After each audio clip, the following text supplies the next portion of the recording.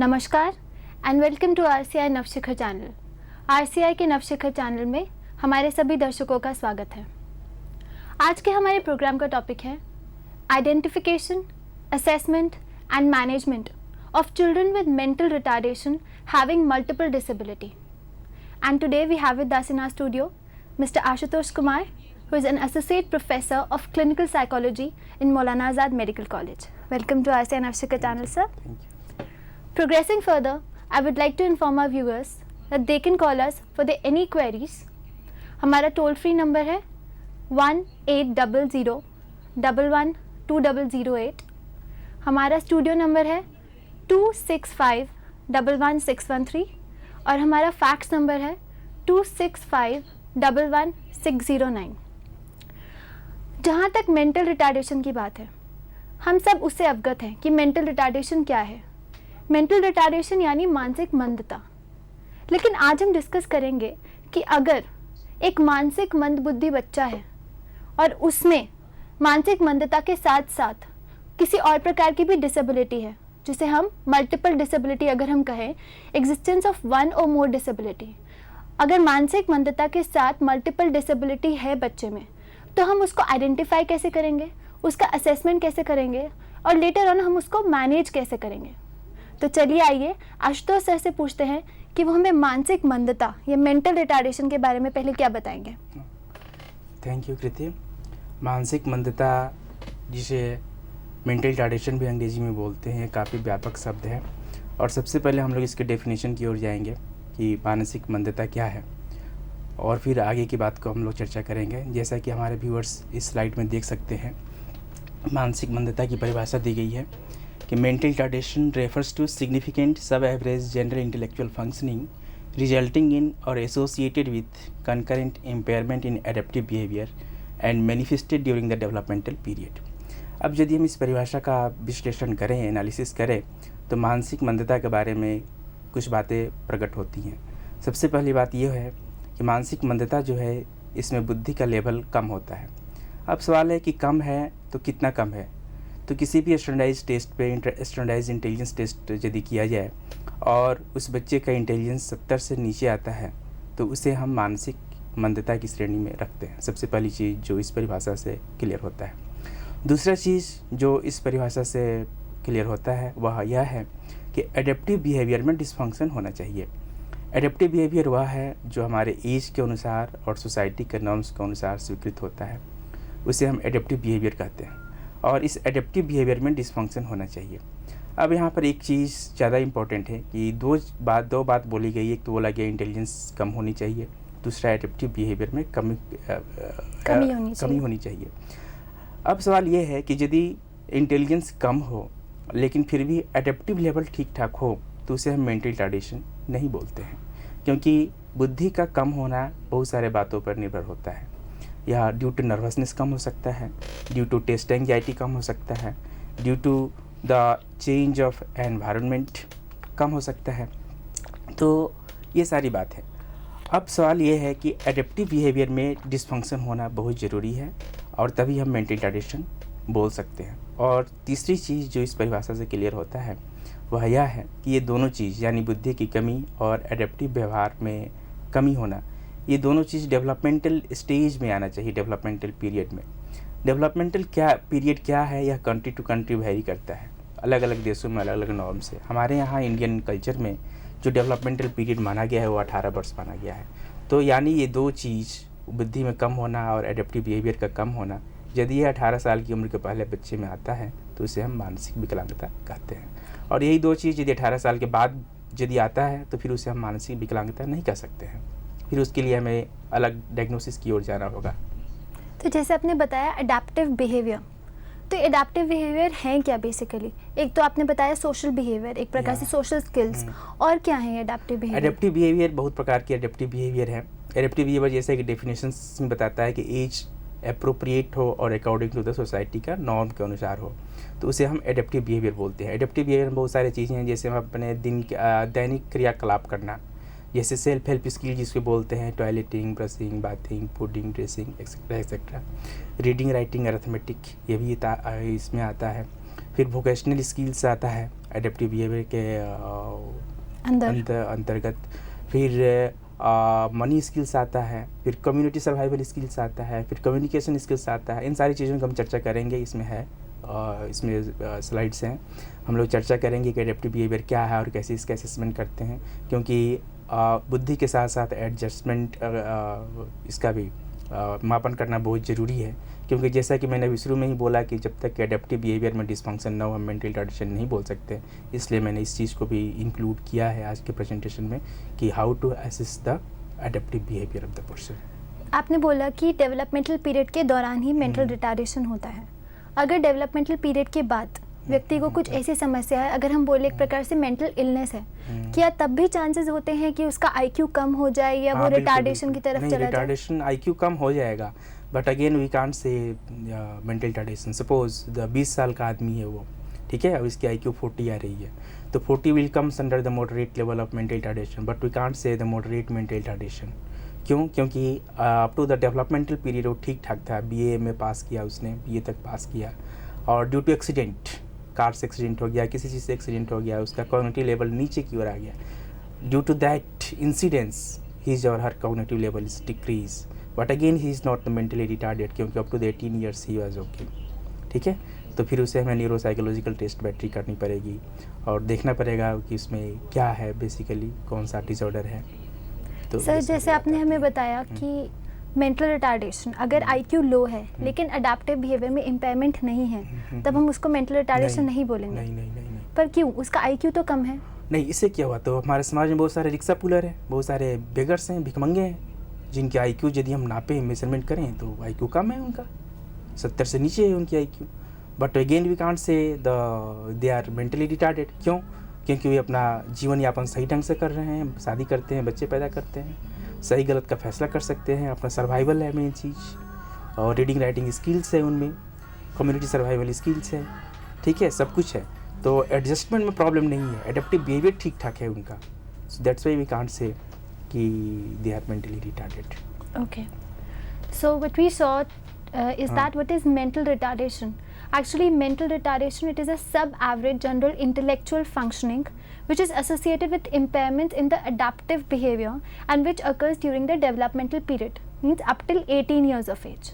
तो जैसे हमने mental retardation के बारे में डिस्कस किया कि इसकी कोई कैटेगरीज या इसका कुछ जैसे आपने बताया मॉडरेट, सिवियर, प्रोफाउंड, तो कुछ कैटेगरीज में हम डिवाइड करते हैं। इसको बेसिकली 4 कैटेगरी, अलग अलग दृष्टिकोण है। साइकोलॉजिकल व्यू से अलग दृष्टिकोण, अलग कैटेगरी में बांटा गया है, एजुकेशनल व्यू से अलग, सोशोलॉजिकल व्यू से अलग, मेडिकल व्यू से अलग। तो साइकोलॉजिकल व्यू से इसको 4 भाग में बांटा गया है, profound mental retardation, severe mental retardation, moderate mental retardation और mild mental retardation IQ level के हिसाब से होता है। अब जो मेंटली रिटार्डेड बच्चे होते हैं उनमें कुछ फीचर होता है, जिस फीचर के हिसाब से हम उन्हें आइडेंटिफाई कर सकते हैं।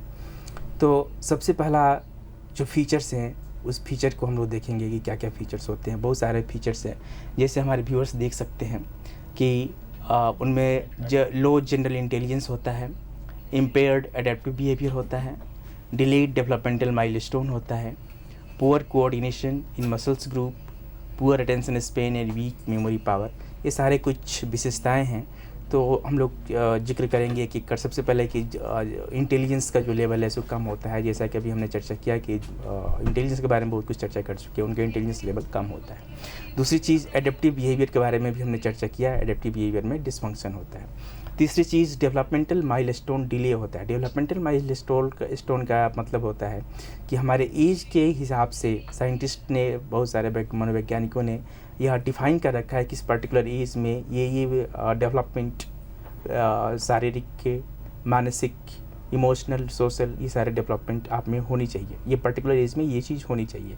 यदि ये चीज़ उस पर्टिकुलर टाइम में नहीं होता है तो इसे हम डिले बोलते हैं। इस चीज़ की हम फिर अगेन चर्चा करेंगे ड्यूरिंग द असेसमेंट के दौरान। तो अगर बच्चा देर से बोलना या चलना सीख रहे तो वो डिलेड डेवलपमेंटल माइलस्टोन्स हैं। बिल्कुल। अच्छा, और फिर नेक्स्ट है पुअर कोऑर्डिनेशन इन मसल ग्रुप। चलने में हाथ पांव लड़खड़ाते हैं, कोई चीज़ को पकड़ नहीं सकता है अच्छा से, पिंसर ग्रास्प ठीक नहीं है उसका, या फिर कोई मोटर एक्टिविटी सही से वो नहीं कर पा रहा है, तो ये सारे मसल्स ग्रुप में प्रॉब्लम आ जाती है। फिर लो मेमोरी स्पेन और पुअर अटेंशन किसी चीज़ को जल्दी भूल जाता है और किसी भी चीज़ पर एक लंबे समय तक ध्यान नहीं दे पाता है। तो ये सारे कुछ फीचर्स हैं जिसके आधार पर हम मेंटल रिटार्डेशन को पहचान सकते हैं कि इस पर्टिकुलर बच्चे में ये चीज़ है।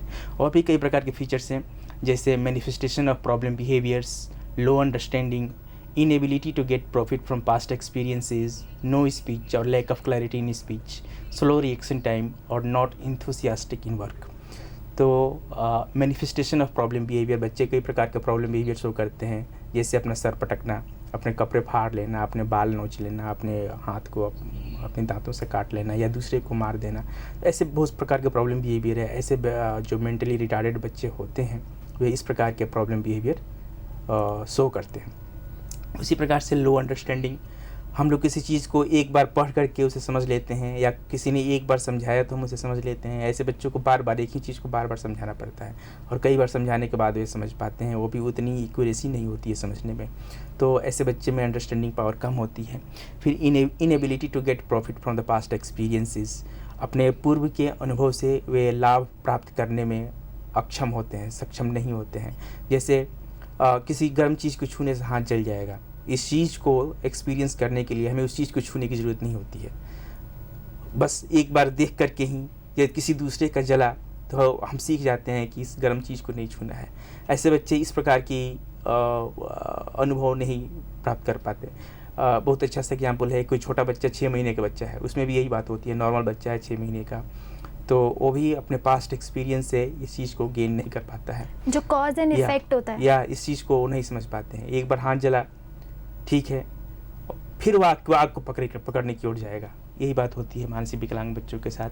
फिर नो स्पीच और lack of clarity in the speech, या तो स्पीच नहीं होती है या फिर स्पीच होगी तो इसमें क्लैरिटी नहीं होगी। और फिर slow reaction time, reaction time का मतलब होता है कि ये किसी स्टिमुलस के प्रति रिएक्ट करने का समय। सपोज़ किसी ने कुछ क्वेश्चन पूछा, सपोज़ मैंने क्वेश्चन पूछा व्हाट इज़ योर नेम, तो मेरे जैसे ही मैंने नेम ख़त्म किया और सामने वाला अपना आंसर शुरू करेगा कि माई नेम इज, तो मेरा क्वेश्चन जैसे ख़त्म हुआ नेम और उसने शुरू किया माई, इन दोनों के बीच का जो टाइम इंटरवल है it will comes under the in the millisecond का भी 100वां भाग जो है 100% का जो भाग है that is non milli second.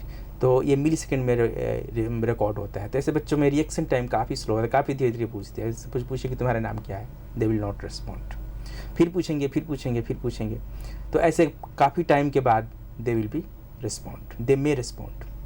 और फिर नॉट इंथुसियास्टिक इन वर्क, अपने काम के प्रति उत्साहित नहीं होते हैं, ठीक है, डल प्रकृति के होते हैं। तो ये सारे बात है, ये सारे कुछ करेक्टरिस्टिक्स हैं, फीचर्स हैं जिसके आधार पर मानसिक विकलांग बच्चे को पहचान सकते हैं। सर जैसे आपने बताया प्रॉब्लम बिहेवियर्स होते हैं, नोचना, काटना या थूक फेंकना, ये सब क्या ये बच्चे में स्टार्टिंग से ही दिख जाता है ये जो प्रॉब्लम बिहेवियर है, या थोड़े टाइम बाद दिखता है? स्टार्टिंग से नहीं दिखता है ये। स्टार्टिंग में दिखता भी है तो उसे हम इग्नोर करते हैं, क्योंकि ऐसे प्रॉब्लम बिहेवियर नॉर्मल बच्चों में भी पाया जाता है। और इसे प्रॉब्लम बिहेवियर की श्रेणी में कैटेगराइज करने के लिए कुछ क्राइटेरिया हैं जिसे मैंने कवर नहीं किया है। क्राइटेरिया बहुत सारे हैं, हमारे व्यूअर्स जानते होंगे। यदि वह व्यवहार हमारे शैक्षणिक माहौल में बाधा पहुंचा रहे हैं और हमारे एज के अनुसार नहीं है, सोसाइटी के नॉर्म्स के अनुसार नहीं है और लर्निंग सिचुएशन को हैम्पर कर रहे हैं, माता पिता को अननेसेसरी टेंशन पैदा कर रहे हैं, ऐसे कुछ क्राइटेरिया हैं। यदि ये सारे क्राइटेरिया फुलफिल होता है, ठीक है, और प्लस 2 क्राइटेरिया और है कि फ्रीक्वेंसी इज़ मोर, फ्रीक्वेंसी ज़्यादा होनी चाहिए। ये नहीं कि आज किया फिर 10 दिन तक कुछ नहीं किया, ओके, कर रहा है तो एक दिन में उसे 10 बार 20 बार करना चाहिए, फ्रीक्वेंसी इज़ मोर। दूसरा ड्यूरेशन शुड बी मोर, कि ऐसा नहीं कि एक बार किया 1 मिनट के लिए, आधे मिनट के लिए किया छोड़ दिया, नहीं, then again we can't say कि प्रॉब्लम बिहेवियर है। ड्यूरेशन एक लॉन्गर पीरियड के लिए होना चाहिए, एक बार किया तो कुछ देर के लिए परसिस्ट होना चाहिए, then only we can say कि this is the problem behaviour. तो प्रॉब्लम बिहेवियर नॉर्मल बच्चों में भी पाया जाता है, बट नॉर्मल बच्चे को we can't say the mentally retarded. और problem behaviour it is the part of our life. बड़ों में भी पाया जाता है problem behaviour, but we have to see the situation. Suppose एक बड़ा आदमी 25 बरस का अपने शॉर्ट फाड़ लिया, अपने बाल नोच लिया एक बार, तो by seeing the only the single incidence we can say is mentally retarded? नहीं। हो सकता है कि गुस्सा में काफ़ी ज़्यादा हो, ठीक है, और जिसकी वो रिएक्ट करना है वो पर्सन जो है उससे काफ़ी ज़्यादा स्ट्रांग हो, तो उसका एग्रेशन इनवर्ट है, ऑटो एग्रेशन बोलते हैं इसको। दैट्स वाई अपना बाल उसने नोच लिया। शॉर्ट फाड़ दिया, ठीक है। तो problem behaviour is a part of our life, और सिर्फ प्रॉब्लम बिहेवियर को देख कर वी कांट से कि ही और सी इज़ द मेंटली रिटार्डेड। उसके साथ और भी बहुत सारे क्राइटेरिया हैं जिसको फुलफिल करना बहुत ज़रूरी है। आगे बढ़ते और हम क्या देखेंगे? तो अब सवाल होता है हमारा आज का जो मेन टॉपिक है कि आइडेंटिफिकेशन कैसे होता है। ये तो बेसिक की बात हुई। तो आइडेंटिफिकेशन ऑफ मेंटल रिटार्डेशन कैसे हम आइडेंटिफाई कर सकते हैं, तो इसको हम आइडेंटिफाई हम 4 लेवल पे कर सकते हैं। एक है सबसे पहला कि eight the time of birth, जैसे ही बच्चे का जन्म होता है, लोग कहते हैं कि आइडेंटिफाई नहीं हो सकता है, but I am saying that we can identify. और दूसरा है 0 to 3 years। 0 का मतलब होता है कि after 10 minutes of the birth, okay, to 3 years, up to from 10 minutes of the birth to 3 years we can identify. क्या क्या है सिम्टम्स हम अभी देखेंगे। फिर है 3 years to 7 years, और नेक्स्ट है 7 years ऑनवर्ड। तो ये सारी चीज़ हम देखेंगे कि वेदर द पर्टिकुलर चाइल्ड, जिसने अभी particular new born child, weather he is mentally retarded और ओके। तो हम कुछ सिम्टम्स देखेंगे। सबसे पहले देखते हैं eight the time of birth क्या क्या सिम्टम्स होते हैं। तो eight the time of birth बच्चा ठीक ठाक है या उसमें कुछ प्रॉब्लम है, इसका at the time of birth we can only the rough estimate हम कर सकते हैं, ठीक है। एग्जैक्ट तुम 2 साल 3 साल में भी नहीं बोल सकते। एग्जैक्ट बोलने के लिए 5 साल तक वेट करना होता है, ठीक है। बट वी कैन आइडेंटिफाई कि that there is some problem और इमीडिएट मेडिकल केयर और प्रोफेशनल केयर इज नीडेड, और we can say that is a high risk infant. या तो एक at the time of birth एक स्कोर है जिसे हम अपगार स्कोर के नाम से जानते हैं। अपगार एक बहुत बड़े साइंटिस्ट थे, और उन्होंने बताया अपगार का मतलब होता है, ए का मतलब होता है activity and muscle tone, P का मतलब होता है pulse rate, heart beat, okay. G का मतलब है ग्रीमेस मतलब reflex irritability, A means appearance skin colouring, और आर का मतलब होता है रेस्पिरेशन ब्रीदिंग रेट। तो इसको क्या करते हैं हम, अपगार स्कोर को हम 2 टाइम इसको एडमिनिस्ट्रेट करते हैं। एक तो जैसे ही बच्चे का जन्म होता है उसके 1 मिनट के बाद, जैसे ही बच्चा माँ के पेट से निकलता है तो माँ ऑपरेशन थिएटर में ही रहती है, भले ही नॉर्मल जन्म हो या ऑपरेशन से हो। तो आजकल तो ऑपरेशन थिएटर में ही बच्चे होते हैं। तो ये काम उस टाइम एक पेडियाट्रिशियन का या फिर पेडियाट्रिक साइकोलॉजिस्ट का होना वहाँ बहुत ज़रूरी है कि to identify whether the child is normal और there is some problem is going on. तो एक होता है इसका assessment after 1 minute of birth, ठीक है। दूसरा होता है कि 5 मिनट, जन्म के 5 मिनट के बाद। और यदि ये दोनों असेसमेंट ठीक है तो तीसरे बार करने की ज़रूरत नहीं है। तो और यदि कुछ प्रॉब्लम है तो एक बार और करते हैं, 3 बार करते हैं 10 मिनट के बाद, तीसरी बार जो करते हैं 10 मिनट के बाद। लेकिन 2 बार ठीक ठाक ही स्कोर 7 से ज़्यादा आ गया है, 7 to 10 के बीच में आ गया है स्कोर, तो no need to do the again this test, okay. और इस टेस्ट को rarely if first 2 scores are low, third time given after 10 minutes of birth, scoring 0 to 2 where 2 is indicating best scores। इसका scoring 3 category में है, 0, 1 और 2। 0 का मतलब होता है बताएंगे अभी, 1 इज़ द मॉडरेट लेवल का और 2 इज़ द बेस्ट लेवल का। सबसे अच्छा वाला स्कोर 2 का है। तो एक एक कर अभी सभी देखेंगे। ए का जैसा मतलब अभी मैंने शुरू में ही बताया, ए का मतलब होता है एक्टिविटी। माँ के पेट से जैसे ही बच्चा निकला बाहर तो उसके लिम्ब कैसे थे, हाथ पैर कैसे थे, क्या वह हाथ पैर फेंक रहा था, एक्टिविटी कर रहा था, उसके मसल स्टोन में कुछ भी थोड़ा बहुत एक्टिविटी कर रहा था या बिल्कुल सुस्त पड़ा था। यदि वह नो मूवमेंट, लिम्ब में उसके बॉडी पार्ट में कुछ भी मूवमेंट नहीं है तो 0 स्कोर देना है। अच्छा, some flexion of arms and leg, arm और लेग में, हाथ में और पैर में थोड़ी सी मूवमेंट किया फॉर द टाइम बिंग और फिर दोबारा मूवमेंट नहीं कर रहा है तो 1 नंबर देंगे, 1 स्कोर देंगे। और फिर एक्टिव मोशन, हाँ हाथ पैर फेंक रहा है, अच्छा से सब कुछ कर रहा है, ऐसे कर रहा है वैसे कर रहा है, सब कुछ कर रहा है, तो हमें उसे 2 स्कोर देंगे। दूसरा देखते हैं पी। अपगार में ए के बाद पी आता है। पी का मतलब होता है पल्स रेट। तो पल्स रेट हार्ट बीट के हिसाब से उसको ये करते हैं। तो इसका 100 एक के मिनट में 100 होना चाहिए, हार्ट बीट होनी चाहिए 100। तो यदि नो पल्स रेट नहीं चल रहा है तो फिर 0 स्कोर देते हैं। 1 स्कोर देते हैं fever then 100 beats per minute, 1 minute में 100 से कम हो रहा है हार्ट बीट तो फिर 1 स्कोर देते हैं। और 2 स्कोर देते हैं यदि 100 हार्ट बीट है या मोर देन दैट है तो फिर 2 देते हैं। उसी प्रकार से जी अपगार में तीसरा जो स्कोर है that is called G. G means grimace. Grimace German, ये एक्चुअली जो साइंटिस्ट है ना उसका नाम अपगार था, जर्मनी का रहने वाला था, जर्मन वर्ड है दिस थिंग ग्रीमिस। ग्रीमिस और इसका मेडिकल टर्मिनोलॉजी है रिफ्लेक्स इरिटेबिलिटी। इसमें बोलता है कि नो रेस्पॉन्स टू स्टिम्युलेशन, बच्चे को थोड़ा सा स्टिमुलेट करिए, थोड़ा सा यहाँ गुदगुदी करिए, थोड़ा सा पैर में गुदगुदी, थोड़ा सा पेट में गुदगुदी करिए, थोड़ा सा ऐसे छुइए। बच्चे का हर एक बॉडी में स्टिमुलेशन होता है at the time of the birth. तो आप स्टिमुलेशन दिए तो बच्चे ने कुछ रेस्पॉन्स किया कि नहीं किया। यदि बच्चे ने रेस्पॉन्स नहीं किया, बिल्कुल नहीं किया, तो 0 देना है। 1 देना है यदि facial movement only with stimulation, थोड़ा सा फेशियल चेहरे पर कुछ उसने एक्सप्रेशन दिखलाया, रिफ्लेक्स एक्शन दिखलाया, ठीक है, बट अदर चीज़ में नहीं दिखलाया तो 1 नंबर देने हैं। पुल्स अवे, स्नीज और कफ विथ स्टिमुलेशन, बच्चे को हाथ में से गुदगुदी किए तो हाथ खींच लिया, पैर में गुदगुदी किए तो खींच लिया, छींक दिया, ठीक है, या फिर खांस दिया, ऐसा कुछ करता है विद इन 1 मिनट के बाद ये सारे कुछ एक्टिविटी हो रहे हैं तो फिर 2 स्कोर देने हैं। फिर जो चौथा स्कोर है अपकार का that is again A. A means appearance, बच्चे का रंग रूप कैसा है at the time of birth, तो 0 नंबर देना है। If whole body is completely bluish grey और पेल, पूरा बॉडी इसका जो है सो ब्लू और ग्रे का मिला जुला है या फिर पीले रंग का है तो हमें 0 नंबर देना है। अच्छा, सिर्फ हाथ और पैर ही उसके ये हैं पीले ब्लूइश हैं या फिर पेल हैं, पीले कलर के हैं तो हमें 1 देना है। बाकी बॉडी ठीक ठाक है तो 1 नंबर देने हैं। 2 नंबर देना है कि गुड कलर ऑल ओवर, तो generally pink colour is consider is the good colour for the new born baby. सारा बॉडी उसका ये है रेड पिंक कलर का है, गुलाबी रंग का है तो हमें 2 नंबर देना है। और लास्ट स्कोर जो है अपगार का that is called R. R means respiration, सांस लेने का कैसा है, तो 0 देते हैं। नो ब्रीदिंग, ब्रीदिंग नहीं कर रहा है बच्चे को, कभी कभी बच्चे को इमीडिएट इनक्यूबेटर में रखना पड़ता है, बच्चे रोते नहीं है, ठीक है, तो इनक्यूबेटर में देगा, ऑक्सीजन देना पड़ता है तो इसी स्थिति में 0 देना है। वीक क्राई, बच्चा ने जन्म लिया तो हल्का सा धीरे से एक बार रोया, रो करके चुप हो गया। I would like to interrupt you here, sir. Yeah, Sorry yeah. for that. But it's the time for a short break. We would like to take a short break here. See you after this.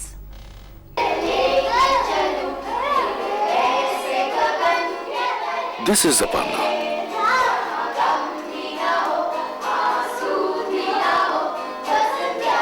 She loves chess and Shah Rukh Khan.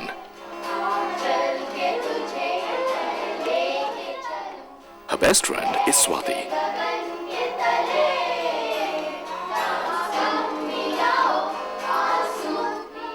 She also has visual impairment.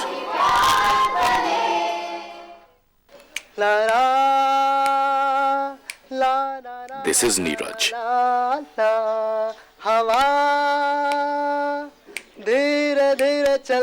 He plays many instruments.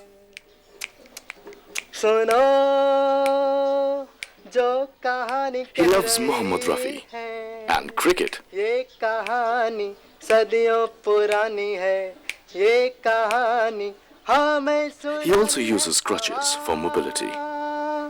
धीरे धीरे चंदा है तू, मेरा सूरज है तू, This is Raj Bala. मेरी आँखों का तारा है तू, जीती हूँ मैं बस तुझे देख कर। With her husband and daughter.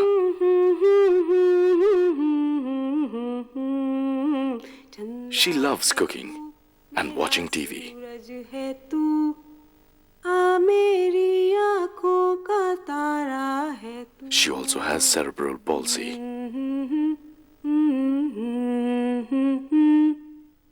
Look beyond the disability. Look at the person.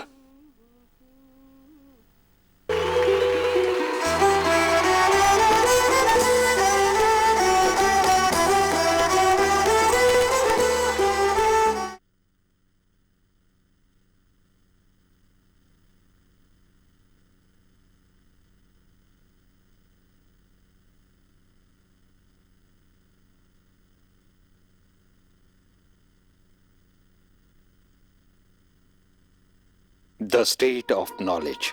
exist.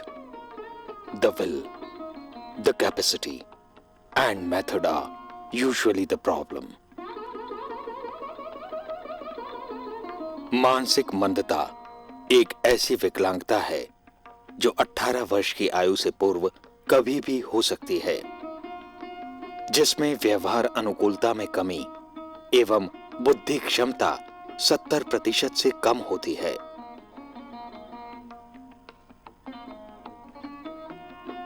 Alone we can do so little. Together we can do so much. भारतीय पुनर्वास परिषद द्वारा देश भर में पंजीकृत केंद्र इस बात को प्रमाणित करते हैं। NIMH प्रादेशिक केंद्र नई दिल्ली एक ऐसा ही केंद्र है जहां छात्रों को प्रशिक्षण दिया जाता है।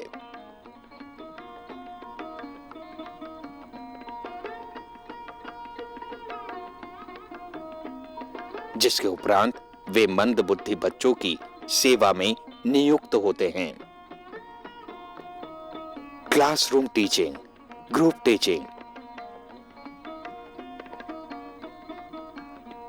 एवं भारतीय पुनर्वास परिषद के नव शिखर चैनल पर प्रसारित टेलीकॉन्फ्रेंसेस द्वारा संबंधित विषयों पर विस्तार पूर्वक ज्ञान दिया जाता है। Medical, occupational therapy, physiotherapy,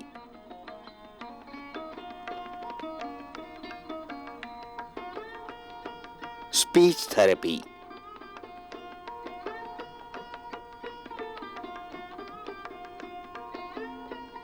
psychology और स्पेशल एजुकेशन जैसे क्षेत्रों में छात्रों को प्रशिक्षित किया जाता है। प्रयोगात्मक अनुभव एवं अभ्यास के लिए टीचर ट्रेनिंग प्रोग्राम के उपरांत छात्रों को मंद बुद्धि बच्चों के साथ कक्षाओं में नियुक्त किया जाता है और इंडिविजुअलाइज्ड एजुकेशन प्लान का भी आधार बनाया जाता है, जिससे वे संपूर्ण शिक्षा एवं चिकित्सा शैली को समझ सकें। इस पूरे प्रशिक्षण कार्यक्रम के दौरान विद्यार्थी journals, newsletters, periodicals, charts, models, computer training एवं टेक्स्ट बुक्स का उपयोग कर सकते हैं। कहते हैं, keep your face to the sunshine and you can not see the shadow. इसी बात को ध्यान में रखते हुए विद्यार्थियों को सरकारी एवं गैर सरकारी संस्थाओं में नियुक्त किया जाता है, जहां वे मंद बुद्धि बच्चों के लिए निरीक्षण, प्रशिक्षण एवं अनुसंधान का दायित्व संभालते हैं और इसके पश्चात ये विद्यार्थी इस प्रशिक्षण का उपयोग मंद बुद्धि बच्चों के सामाजिक एवं शैक्षणिक उत्थान एवं विकास में करते हैं और एक लक्ष्य की ओर आगे बढ़ते हैं। और फिर लक्ष्य कितना ही दूर हो, फासला नजरों का धोखा भी तो हो सकता है। वो मिले या ना मिले, हाथ बढ़ाकर देखो।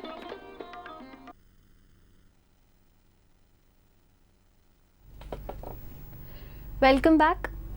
ब्रेक पे जाने से पहले हमने कुछ मेंटल रिटार्डेशन और इसकी कैरेक्टरिस्टिक्स के बारे में डिस्कस किया था। हमने डिस्कस किया था कि what is mental retardation. Basically mental retardation is defined as a sub-average general intellectual functioning identified with the impairments in the adaptive behavior, and it usually occurs into the developmental period, means up till from birth to up till 18 years of age. Then we discuss some characteristics of mental retardation, how a mentally retarded child will present to you, or how we can identify by seeing the characteristics of that particular child. First is low intellectual functioning. It is lower than average, means less than 70. Then we have there is impairments in adaptive behavior, means social skills में, या we have daily living skills, safety skills, then we have society skills, everything. These are the skills which are said to be the adaptive behavior. So we have impairment in that also. Then next we have delayed developmental milestones. अगर बच्चा देर से चलना शुरू कर रहा है या देर से बोलना शुरू कर रहा है, तो ये सारे डेवलपमेंटल माइलस्टोन्स होते हैं। अगर ये डिलेड होंगे तब हम कह सकते हैं कि हाँ, ये एक प्रकार का कैरेक्टरिस्टिक है मंद बुद्धि बच्चे का। ऐसे बच्चों में कुछ प्रॉब्लम बिहेवियर भी आती हैं, जैसे थूक फेंकना, दूसरों को मारना या अपने आप को मारना, बाल नोचना। लेकिन अगर ये जो फ्रीक्वेंसी और ड्यूरेशन के अकॉर्डिंग नहीं है, मींस अगर ये जो प्रॉब्लम बिहेवियर है ज़्यादा समय के लिए नहीं हो रहा, तब हम इसको प्रॉब्लम बिहेवियर नहीं बोलेंगे। लेकिन अगर ये एक ही दफ़ा में 4-5 बार हो रहा है, ये बहुत समय के लिए हो रहा है, तब हम इसे प्रॉब्लम बिहेवियर बोलेंगे। फिर बिल्कुल भी स्पीच नहीं होना या कुछ जिब्रिश बोलना, low attention span, low memory, low attention and concentration, ये सारी जो कैरेक्टरिस्टिक्स हैं ये एक मंदबुद्धि बालक की है। फिर हमने डिस्कस किया कि जो मेंटल रिटार्डेशन है उसको हम आइडेंटिफाई जो है कौन कौन सी स्टेज पे कर सकते हैं। First is at the time of the birth, second after 10 minutes of birth to up till 3 years of age, next is from 3 to 7 years of age, and after that is after 7 years of age. So up till 18 years of age we can identify this mental retardation. Then we discussed about the Apgar score. Basically at the time of birth, how do we identify a mentally retarded child? Basically उस समय पे उस बच्चे को हम mentally retarded नहीं बोलेंगे, लेकिन हम ये कह सकते हैं कि एक हाई रिस्क इन्फेंट है जिसमें बाद में जाके किसी प्रकार की डिसेबिलिटी हो सकती है। तो इसके लिए एक साइंटिस्ट थे अपगार, उनके नाम पे एक टेस्ट डिवाइस है जिसको हम अपगार कहते हैं। अगर हम इसकी फुल फॉर्म देखें तो अपगार में ए मीन्स इज एक्टिविटी या muscle tone, P is for pulse rate, G is for grimace. Grimace means reflex irritability. Then we have A again, which is appearance, and R we have respiration.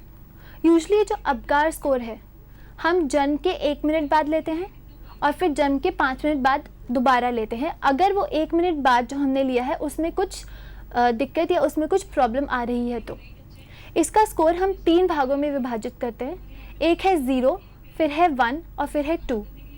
अगर हम activity या muscle tone के according देखें ये 3 scores को, तो हम कह सकते हैं कि 0 मतलब लिम्प, कोई भी मूवमेंट नहीं हो रहा है बच्चे में। अगर हम 1 देखें तो इसका मतलब कुछ फ्लेक्शन है, कुछ हाथों पैरों का चलना है, तब हम 1 स्कोर देते हैं। और 2 हम कहेंगे जब बच्चे में पूरा एक्टिव मोशन है। तो ऐसे ये जो 0, 1, 2 है ये हमने डिस्कस किया पल्स के साथ, ग्रिमेस के साथ, अपीयरेंस के साथ। अभी हम डिस्कस करेंगे कि रेस्पिरेशन में जो ये 0, 1 और 2 स्कोर्स हैं ये कैसे विभाजित होते हैं। साथ ही साथ मैं एक और चीज़ बताना चाहूँगी कि अगर बच्चे का स्कोर 7 से लेकर 10 तक में आता है तब हम कहते हैं बच्चा नॉर्मल है, लेकिन अगर स्कोर 7 से कम होता है तब हम कह सकते हैं कि ये जो बच्चा है ये हाई रिस्क इन्फेंट है। तो चलिए देखते हैं ये जो 0, 1 और 2 स्कोर्स हैं रेस्पिरेशन के अकॉर्डिंग कैसे विभाजित होंगे। रेस्पिरेशन के हिसाब से भी इसको विभाजित किया जा सकता है, जैसा कि हमारे व्यूअर्स देख सकते हैं। रेस्पिरेशन में है 0 is indicating for no breathing, 1 is for weak cry, slow or irregular breathing, 2 indicating for a strong cry, normal rate and effort to breathing। इसमें 0 देते हैं यदि बच्चे ने क्राई नहीं किया, बिल्कुल ही क्राई नहीं किया, और 1 देते हैं यदि उसने हल्का से एक बार रोया और रो करके चुप हो गया, तो ऐसी स्थिति में हमने 1 देते हैं। और 2 देते हैं यदि स्ट्रॉन्ग क्राई है, बहुत तेज उसने रोया और continuously for the little bit longer time उसने क्राई किया, तो ऐसी स्थिति में 2 देते हैं। तो इस प्रकार से 5 स्कोर हुए और मैक्सिमम इज़ द 2, तो maximum score is the 10 for all the 5 items. Okay, तो जनरली इसमें क्या होता है कि स्कोर 7 और above on the test at 1 minute after birth is generally considered is in good health.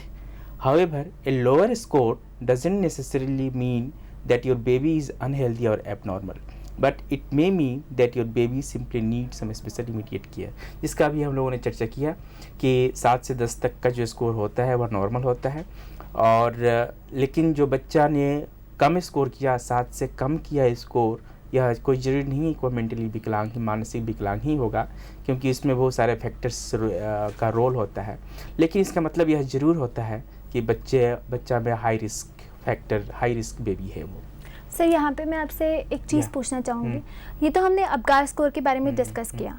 अगर जो डिलीवरी होती है हॉस्पिटल्स में होती है या प्राइमरी हेल्थ सेंटर्स में होती है, तब क्या करेंगे जब डिलीवरी घर पे होती है या थ्रू मिडवाइफरी, या तब तो वैसी कैसे स्थिति में identify नहीं करें? कर सकते, क्योंकि वैसी स्थिति में तो all are unknown, all are the illiterate, they are not knowing about the what is mental retardation, how it is occurring, incidence क्या है, प्रिवलेंस क्या है, ये इनको तो पता होता नहीं है. Even the person is highly literate, engineer है, IAS ऑफिसर है, but he is not aware about the mental retardation. वो उसको पता नहीं है कि मेंटल रिटार्डेशन क्या होता है और क्या क्या फैक्टर्स इसको अफेक्ट करते हैं. तो फिर बहुत मुश्किल हो जाता है, क्योंकि और एक चीज़ और, डॉक्टर्स भी नहीं जानते हैं, सिर्फ गायनेकोलॉजिस्ट बैठी है तो she can't do all of this thing. Why sir, ऐसा क्यों? ऐसा है क्योंकि this is not the matter for the this thing, क्या For the बोलते हैं, doctors. या गायनेकोलॉजिस्ट भी नहीं जानते हैं इस चीज़ को. इस चीज़ को पेडियाट्रिशियन जानता है, तो पेडियाट्रिशियन को वहाँ होना चाहिए, या फिर जो पेडियाट्रिक साइकोलॉजिस्ट जो होता है, यानी बच्चों के जो चाइल्ड साइकोलॉजिस्ट से बोलते हैं, वो होगा तो बताएगा वो. और एनेस्थीसिया वाला भी नहीं बता सकता है इसको, तो हर एक Right. डॉक्टर नहीं जानते हैं, तो फिर घर में डिलीवरी होती है तो सवाल ही नहीं उठता है. सर अगर मिडवाइफरी हो और मिडवाइफरी जो है अच्छे से ट्रेंड हो, हाँ तो तब हो तो- सकता है, यदि जानती हो तो ठीक है, जानती हो तो ठीक है, ठीक है. तो चलिए आगे डिस्कस okay. करते हैं. तो generally after 5 minutes of birth, if baby score has not improved to 7 or greater, the doctors and nurse may continue any necessary medical care and will closely monitor your baby. Most newborns with initial APGAR scores of less than 7 will eventually do just fine. Generally 7 से कम score होता है तो हमारे doctor या nurse जो होते हैं उन्हें बच्चे को स्पेशल केयर देने की ज़रूरत होती है. और यह देखा गया है कि जिनका स्कोर कम होता है, जिनका स्कोर 7 से कम होता है, वे बाद में जो 2 बार और करते हैं तो वे अपना इम्प्रूवमेंट कर लेते हैं.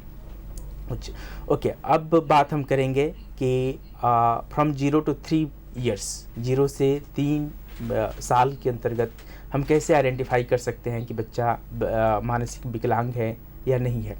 तो इसके लिए फिर अगेन डेवलपमेंटल माइलस्टोन है, जिसकी चर्चा हमने थोड़ी देर पहले की थी. तो डेवलपमेंटल माइलस्टोन को देख करके हम कह सकते हैं कि यह बच्चा ठीक ठाक है या इसमें कुछ प्रॉब्लम होने जा रहा है. तो डेवलपमेंटल माइलस्टोन का जैसा हमने मीनिंग बताया था, यह एक प्री स्पेसिफाइड, एक स्टेज पर प्री स्पेसिफाइड अचीवमेंट होता है कि इस पर्टिकुलर एज में ये अचीवमेंट होना चाहिए. यदि वह अचीवमेंट नहीं होता है तो हमें 3 month तक वेट करना है. ठीक है, 2 to 3 month हमें वेट करना है. और अगेन यदि 3 month, मैक्सिमम 3 month के अंतर्गत वो चीज़ उसमें नहीं आता है तो वी कैन से कि चाइल्ड में ये चीज़ डिले हो गया. मतलब अगर हम बोले जैसे हेड कंट्रोल 4 महीने में आ जाता है, अगर 4 महीने में ना आके अगर 7 हाँ, या 7-8 8 महीने आता है, देन वी कैन से कि बच्चे में डेवलपमेंट जो है सो डिलेड है. ठीक है, तो इस चीज़ को हम लोग देखेंगे. सबसे पहले चीज़ कि क्या क्या होता है. तो 3 साल को मैंने कुछ मंथ के हिसाब से बांटा है. 0 to 3 month में क्या क्या डेवलपमेंटल माइलस्टोन है, मोटा मोटी it differs from the book to book. तो सबसे पहला है सोशल स्माइलिंग. 3 महीने के अंतर्गत social smiling, up to 3 month of age social smiling, neck control, put objects into the mouth, eyes follows moving objects, equal bilateral movement and respond to bell. ये सारे जो चीज़ हैं, ये सारे चीज़ 3 महीने के अंतर्गत आ जाते हैं. बच्चा अपनी माँ को पहचानना शुरू कर देता है, किसी चीज़ को उठा करके मुंह में डालना शुरू कर देता है, इक्वल बायलेटरल मूवमेंट करना शुरू कर देता है. ठीक है, सोशल स्माइलिंग आने लगती है, नेक कंट्रोल आने लगता है. सो ये सारी चीज़ 3 महीने के अंतर्गत आने लगती है. उसी प्रकार से 6 महीने तक का, 3 से लेकर 6 महीने के अंतर्गत जो डेवलपमेंटल माइलस्टोन है वो है rolls from back to stomach, use whole palm to grasp, babbling, recognise mother, laugh aloud, so likes and dislike with some people, objects of place. तो ये सारी चीज़ अपने आप में सेल्फ एक्सप्लेनेटरी है कि बच्चा रोलिंग करना, पलटी मारना शुरू कर देता है, माँ को पहचानना शुरू कर देता है, बैबलिंग करना शुरू कर देता है. तो ये सारी चीज़ यदि करना शुरू कर देता है 6 महीने के अंतर्गत तो हम कह सकते हैं कि बच्चा ठीक ठाक है. और नहीं करता है तो फिर अगेन 3 महीने तक हमें वेट करना है और वी कैन से कि इसका डेवलपमेंटल जो है डेवलपमेंटल माइलस्टोन डिलेड है. उसी प्रकार 9 महीने तक क्या जो बेबी होता है उसमें sits without support, crawling, stands by holding on to an object, holds object with thumb and index finger, carries object to mouth, show negative reaction like anger, refusal, fear and withdrawal. इसमें क्या होता है कि बच्चे 9 महीने तक के जो बच्चे होते हैं वे बिना सपोर्ट के बैठना शुरू कर देते हैं, क्रॉलिंग करना यानी 2 घुटनों के बल चलना शुरू कर देते हैं, स्टैंड्स बाय होल्डिंग किसी चीज़ को, ऑब्जेक्ट को, फर्नीचर को, टेबल को, कुर्सी को पकड़ करके खड़ा होना शुरू कर देते हैं, और किसी चीज़ को पकड़ने के लिए इंडेक्स फिंगर और थंब का यूज़ करना, ऐसे करके उठाना किसी चीज़ को शुरू कर देते हैं, किसी चीज़ को उठा करके मुंह में डालना शुरू कर देते हैं, और फिर निगेटिव रिएक्शन, गुस्सा दिखलाना और रिफ्यूज़ल दिखलाना, फिर डर दिखलाना, ये सारे चीज़ दिखलाना शुरू कर देते हैं। उसी प्रकार के 12 महीने तक के जो बच्चे होते हैं, 1 साल तक के जो बच्चे होते हैं, उसमें भी कुछ सिम्टम्स हैं, जैसे stands without support, use first word like दादा, पापा, मामा etcetera, walks without support, follow simple instruction, search the hidden object, remove the object, clap his hand, bite a cake, wave the hand to bye bye। इसमें भी कई प्रकार के चीज़ें होती हैं, जैसे अपने आप बिना सपोर्ट के खड़ा होना बच्चे शुरू कर देते हैं, और फर्स्ट वर्ड लाइक दादा, मामा, चाचा, काका, ये सारे कुछ बोलना शुरू कर देते हैं, बिना सपोर्ट के चलना शुरू कर देते हैं, और सिंपल इंस्ट्रक्शन फॉलो करना शुरू कर देते हैं, और फिर किसी चीज़ को छुपा दिया जाए, जिस चीज़ से वो खेल रहे होते हैं उस चीज़ को यदि छुपा दिया जाए तो उसकी खोजना वो शुरू करते हैं, और क्लैपिंग हिज हैंड और बाइट ए केक का मतलब होता है एक गेम है, स्पेशली वो ऐसे करके खेला जाता है, suppose you will do like that, okay, तो बच्चा भी ऐसे करेगा, ठीक है, this is called pat a cake और wave the hand to bye bye, okay. तो ये सारे चीज़ हैं जो कि 12 महीने में आते हैं। उसी प्रकार से 18 महीने का जो एज है, 18 महीने में 12 से 18 महीने के बीच में बहुत सारी चीज़ें आती हैं, जैसे tells own name, achieve coordination in standing and walking, use many intelligent words meaningfully, indicate wants, scribbles spontaneously, removes the shoes socks without help. बच्चा अपना नाम बोलना शुरू कर देता है 18 महीने की उम्र तक आते आते, और स्टैंडिंग में और वॉकिंग में कोऑर्डिनेशन मसल्स ग्रुप में ज़्यादा समन्वय स्थापित हो जाता है, बहुत सारे मीनिंगफुल वर्ड्स बोलना शुरू कर देते हैं, अपने वांट्स को, जिस चीज़ को चाहिए उसकी ओर इंडिकेट करना कि हमें ये चीज़ चाहिए शुरू कर देते हैं। स्क्रिबलिंग हमारे बच्चे जानते होंगे, स्क्रिबलिंग बच्चे ऐसे ऐसे करना शुरू कर देते हैं, और अपने शूज़ सॉक्स को रिमूव करना, खोलना बच्चे शुरू कर देते हैं 18 महीने के एज तक। फिर 24 महीने यानी 2 साल की एज तक बच्चे में कुछ विशेषताएं दृष्टिगत होती हैं, जैसे drinks by self from a glass, shows body parts when named, indicates toilet needs, speaks in A small 2-3 word sentence, pay attention when called by name, identify the self in the photograph. ये सारी चीज़ हैं। सबसे पहले चीज़ है कि glass से, अपने छोटा ग्लास से या बोतल से अपने आप से सेल्फ से पानी पीना शुरू कर देते हैं। यदि बच्चे से पूछा जाए कि तुम्हारा नाक कहाँ है दिखाओ, कान कहाँ है दिखाओ, वो उन सारी चीज़ों को वह इंडिकेट करना शुरू कर देते हैं। टॉयलेट नीड बताना शुरू कर देते हैं कि मम्मी मेरे को पोटी लगी है, ठीक है, ये सारी चीज़। Speaks in small 2 word sentence, 2-3 शब्दों का सेंटेंस बनाना शुरू कर देते हैं। और यदि उनका नाम लेकर के बुलाया जाए, सपोज बच्चे के नाम रामू है, बुलाया जाए कि रामू कम हियर, तो रामू विल कम, बच्चे अटेंशन देना शुरू कर देता है। और फोटोग्राफ में, जिसमें फैमिली के फोटोग्राफ हो, उसमें बच्चे अपने आप को पहचानना शुरू कर देते हैं। ये सारी चीज़ 2 साल की उम्र तक आ जाता है बच्चे में। फिर 30 महीने की उम्र तक यानी 2.5 साल के उम्र तक कुछ पर्टिकुलर चीज़ हैं, जैसे participates in play, points towards the named picture, turn the pages of books, walks up stair without help, talk in short sentence, understand the common danger. ये सारे चीज़ आते हैं। जैसे पार्टिसिपेट इन प्ले, खेल में पार्टिसिपेट करना, खेल में सहयोग करना शुरू कर देते हैं। और पिक्चर में दिखाकर पूछा जाए कि इसमें वो चीज़ दिखलाओ जिस पर हम दूध गर्म करते हैं, तो वो चीज़ है, यदि चूल्हा है, गैस स्टोव है तो वह इंडिकेट करेगा। वो चीज़ दिखलाओ जिससे हम सब्जी काटते हैं, चाकू है तो दिखलाएगा। वो चीज़ दिखलाओ जो हमें दूध देती है, तो उसकी ओर इंडिकेट करना शुरू करेगा। Turn the pages of book, किताब का पेज जो है उसको टर्न करना शुरू कर देते हैं और सीढ़ियों पे चढ़ना शुरू कर देते हैं। सिंपल सेंटेंस में बोलना शुरू कर देते हैं। और जो कॉमन डेंजर है, सामान्य खतरे की बात है, छत के किनारे नहीं जाना है, आग को नहीं छोड़ना है, रोड पे नहीं दौड़ना है, इन सारी चीज़ों को समझना धीरे धीरे शुरू कर देते हैं। तो ये 2.5 साल की उम्र तक हुई। अब 36 मंथ यानी 3 साल की उम्र तक जो चीज़ आता है वो यह है कि unbuttons the cloth, identify the sex, independent in the toilet needs, knows uses of common object. ये meaningful verbal answer to simple questions, comp is 0। तो ये सारी चीज़ आता है। जैसे सबसे पहले कि अपने शर्ट जो है, शर्ट का बटन खोलना वे शुरू कर देते हैं।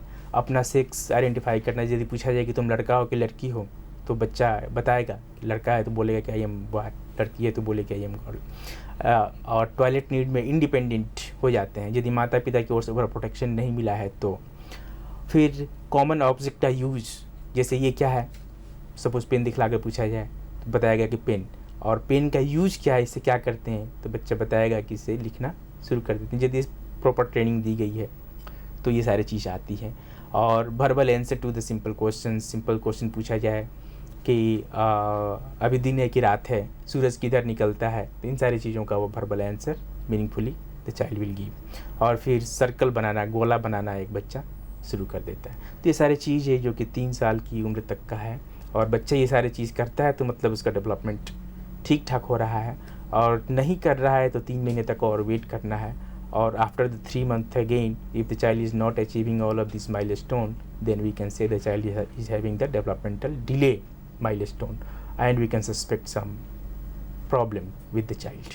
But again, we can't say that the child is having mentally retarded. We have to wait up to 5 years, because up to the 5 years it is a very crucial period, very critical period. The child will go in any direction. Right. Okay, so but we can't say again if the child is fail in all of these items. We can't say mentally retarded. We have to wait up to 5 years.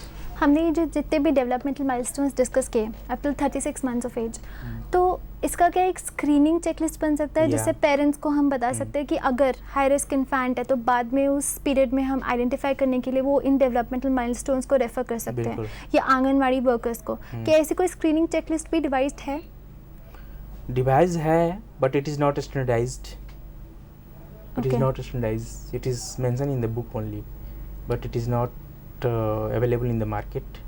But it is our duty, हम लोगों की duty है या health care professional की duty है कि you have to train the Anganwadi workers, health care professionals, paediatricians, gynaecologist, और जितने सारे लोग हैं घर के नॉर्मल ऑर्डिनरी पेरेंट्स को ट्रेन करना कि you have to note all of these things, you have to be careful at the time of the birth of the child.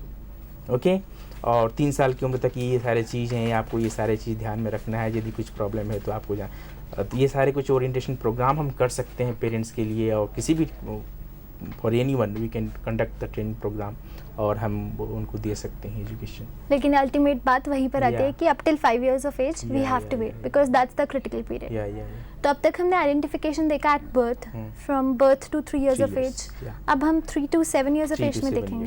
3 to 7 years में देखेंगे हम. तो 3 to 7 years में अगेन देयर इज द इसमें क्या होता है कि observe the following, if any of the above item is answered yes, suspect mental retardation. अब इसमें अगेन चेकलिस्ट है.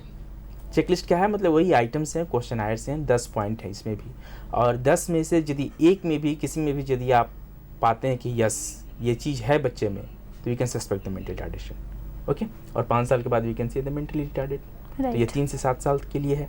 तो हम देखते हैं आइटम्स एक एक करके, आइटम्स क्या क्या हैं, और एक में भी यदि यस है तो we can suspect some mental retardation. First one, compared with other child, did the child have any serious delay in sitting, standing और वॉकिंग?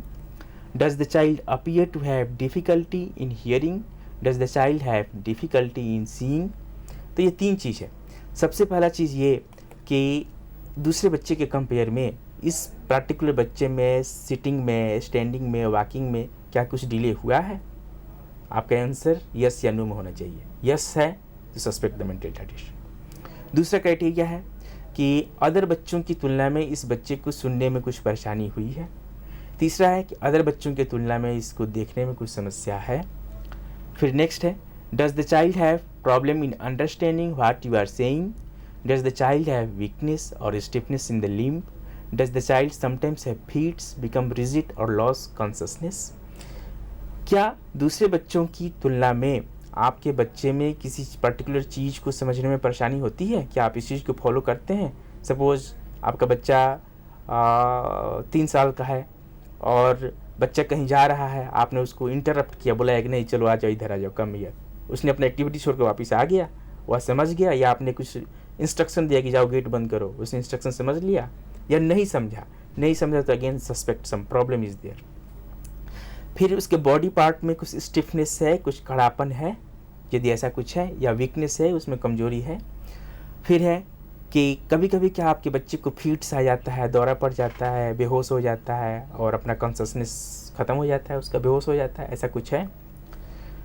फिर नेक्स्ट है, does the child have difficulty in learning to do things like other childrens of his age, is the child not able to speak at all. क्या दूसरे बच्चों की तुलना में आपके बच्चों को किसी चीज़ को पढ़ने में परेशानी होती है, या फिर आपके बच्चे में भी स्पीच बिल्कुल ही नहीं है? यदि ये 10 पॉइंट हैं, 10 में से एक का भी आंसर यस में है तो we can suspect there is some problem and you have to take help from the specialist. Sir जैसे ये जो चेकलिस्ट है, अगर हम देखें तो मेंटल रिटार्डेशन के साथ साथ ये बताता है कि और कौन सी डिसेबिलिटी भी प्रेजेंट है। जैसे अगर हमने देखा फिट्स का जैसे आपने बोला, या वीकनेस और स्टिफनेस का बोला, तो हम आइडेंटिफाई फिजिकल प्रॉब्लम भी आ सकता है, हियरिंग का बोला तो स्पीच का बोला, इसे हियरिंग हैंडीकैप का आ सकता है, सीन का बोला तो विजुअल इंपेयरमेंट का आ सकता है। ये सब कुछ एक साथ कंबाइन चल रहा है अभी। ओके, तो ये सारे चीज़ आ सकते हैं। तो ये 0 to 3 ईयर्स के लिए हम आइडेंटिफाई कर सकते हैं, यदि एक में भी प्रॉब्लम आया तो। किसी एक में भी प्रॉब्लम आया, किसी एक में भी, ओके, ठीक है, तो हम बोल सकते हैं the child have some problem and we have to take help from the specialist. और भी है इसमें कि is the child's speech is the child's speech in any way different from normal compared to the children of his age? Does the child appears in any way backward, dull or slow? कि क्या दूसरे बच्चों की तुलना में आपका जो बच्चा है क्या कुछ एबनॉर्मल लग रहा है? क्या आप सोच रहे हैं कि आपका बच्चा 4 साल का है तो जो दूसरे 4 साल के बच्चे होते हैं वो भी ऐसे होते हैं, या आपको लगता है कि कुछ बच्चे ये उससे हटा हुआ है?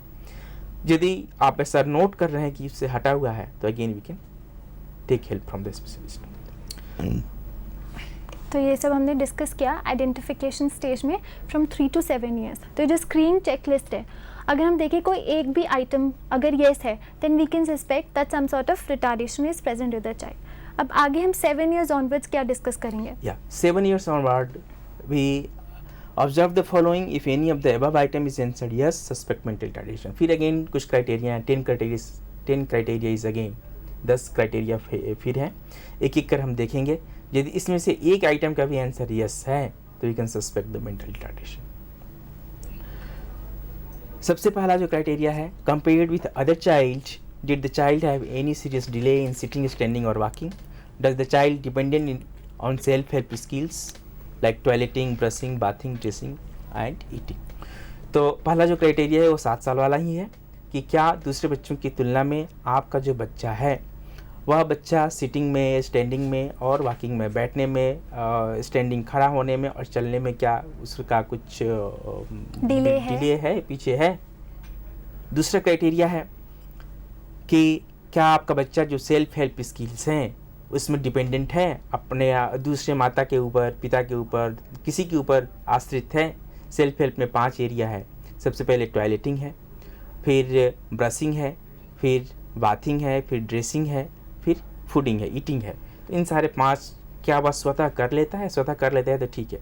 5 में से एक भी एरिया पर यदि वह दूसरे पर आश्रित है, चाहे रीज़न जो भी हो, due to whatever reason, okay, यदि वह दूसरे पर आश्रित है तो we can suspect some problem.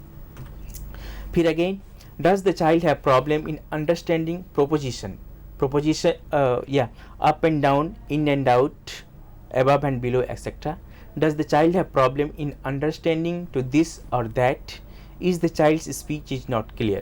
ये सारे फिर अगेन क्राइटेरिया है, और ये क्राइटेरिया बोलता है कि यदि बच्चे को किसी प्रोपोजिशन को समझने में परेशानी होती है, जैसे किसी बिल्ली को इस पर बैठा दिया जाए, बिल्ली का फोटोग्राफ रख दिया जाए और पूछा जाए कि बोलो बेटे बिल्ली कहाँ बैठी है, टेबल पर बैठी है कि टेबल में बैठी है? ओके, तो आजकल तो कुछ दिल्ली वाला कल्चर है, बस क्या बोलते हैं, बस में जा रहा हूँ, बस से नहीं, बस में, ओके, तो और टेबल में खा रही हूँ या टेबल में खा रहा हूँ, टेबल पर नहीं, but it is again there is a problem. तो ये सब देखना है, अप एंड डाउन का कॉन्सेप्ट देखना है, इन एंड आउट का, अबव एंड बिलो का, ऊपर और नीचे का, ये सारी चीज़ यदि बच्चा नहीं समझ रहा है तो फिर देयर आर सम प्रॉब्लम। और यदि 2 चीज़ दिया जाए जिसमें यह कॉन्सेप्ट लगा हो कि यह करो या वह करो, जैसे जाओ या गेट बंद करो या फिर फैन ऑन करो और फिर मेरे पास आओ। दोनों नहीं करना है, एक करना है, या गेट बंद करो या फैन ऑन करो फिर मेरे पास आओ। बच्चा को इस प्रकार का जो कॉम्प्लिकेटेड थोड़ा सेंटेंस है वो समझने में परेशानी होती है, तो we can suspect. And is the child speech is not clear, जैसा कि क्लैरिटी हम लोगों की स्पीच में है और वैसा क्लैरिटी बच्चे की स्पीच में नहीं है, ठीक है। फिर does the child have difficulty in expressing their own ideas, does the child have weakness और स्टिफनेस इन द लिम्ब, क्या बच्चे को अपना आइडिया व्यक्त करने में कुछ परेशानी होती है। जैसे बच्चे को लेकर घूमने के लिए गए, चिड़ियाघर में गए, जू में गए, तो और जू में आने के बाद पूछे कि बोलो बेटे क्या क्या तुमने देखा, अपना एक्सपीरियंस बताओ, तो बच्चे को कुछ परेशानी होती है अपना थॉट ऑर्गेनाइज करने में या पर्टिकुलर वर्ड को ढूंढने में या कैसे बोला जाए, कुछ परेशानी हो रही है तो वी कैन सस्पेक्ट, ठीक है। उसी प्रकार से एक वीकनेस या स्टिफनेस इन द लिम्ब यदि कुछ है तो we can again suspect the mental retardation. तो इस प्रकार से ये सारे कुछ क्राइटेरिया हैं जिसके आधार पर हम आइडेंटिफाई कर सकते हैं। और भी हैं कि does the child sometimes have fits become rigid और लॉस कॉन्शसनेस, वही है 7 साल तक का जो था कि फीट्स आता है कभी कभी।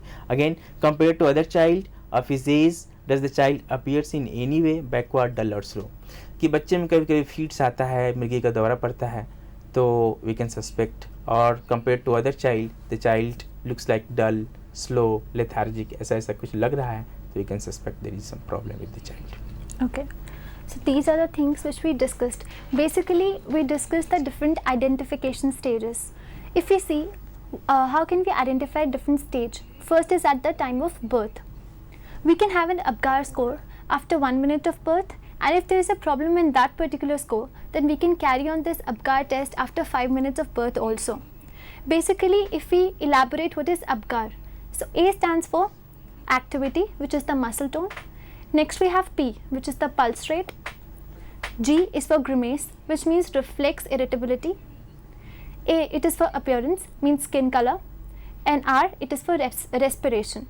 So if a score from 7 to 10 comes, then the child is born healthy. But if the score is less than 7, we cannot say that the child is mentally retarded or the child is retarded, but we can say that this child, it is a high risk infant.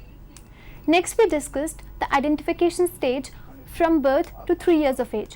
Basically, after 10 minutes of birth to up till 3 years of age. We discussed various developmental milestones at 3 months of age, 6 months of age, 9 months, then 12, 18, 24, 30 and 36. We discussed the developmental milestones in these different stages. So basically, we can train the Anganwadi workers, or we can have the chat with parents, like they can suspect, they can identify what kind of developmental milestones are present in a child or what kind of developmental milestones are delayed in a child. So we can say, yes, the child is having some problem, but till this stage now, we cannot say surely that the child is mentally retarded. We can say that after 5 years of age, because up till 5 years of age, it's a critical period. The brain is very well developing and the child can take any route towards development. So before 5 years of age, we cannot say that the child is mentally retarded. Then we discuss the identification stage from 3 to 7 years of age. Basically, there's a checklist of 10 points, and if any item is present, yes, then we can suspect mental retardation. These points, if we can sum up, then these goes like whether the child is having some weakness or stiffness, whether there is delay in standing, walking or sitting, whether the child has problem in hearing, whether the child has problem in seeing, or whether the child has problem in understanding things. Does the child look like that of a particular child, a normal development child, or it is different from the other children? So these are the different checklists. These are the 10 points which we can identify with. And next we discuss the identification stage from 7 years onwards, which also includes all these points, and associated with that we discuss about the ADL activities, the preposition thing, do this, that, etc., plus fits and everything we discussed in the 3 to 7 years of age. So till now we have discussed this. We'll carry on our discussion after a short break. See you after a while.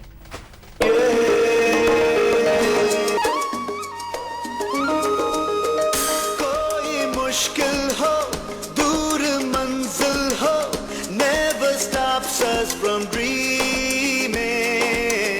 हारता है वो, हार माने जो, we are what we believe in. हम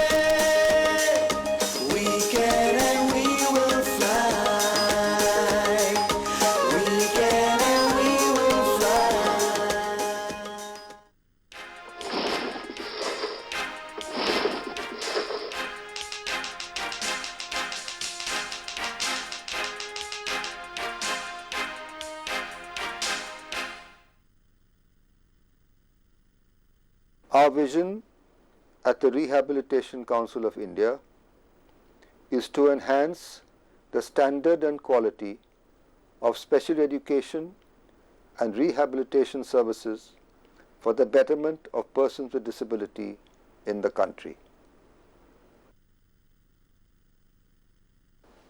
Our mission is to regulate training policies and programs, standardize and develop training courses, recognize institutions and courses, promote research, maintain the Central Rehabilitation Register, collect and disseminate information to provide and improve the quality of special education. Our dream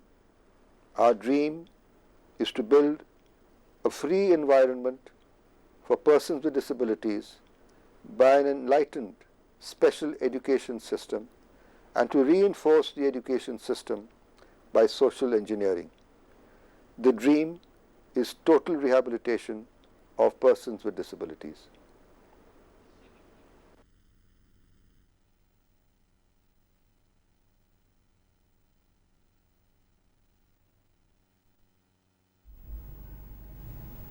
welcome back. Break पे जाने से पहले we discussed about the different identification stages like at birth, then from birth to 3 years of age, from 3 to 7 years of age, and from 7 year onwards. We discussed about different developmental milestones, we discussed about the Apgar score, we discussed about the screening checklist in which if one item is supposed to be yes, then we can suspect the mental retardation. So हमने identification stages discuss कर ली.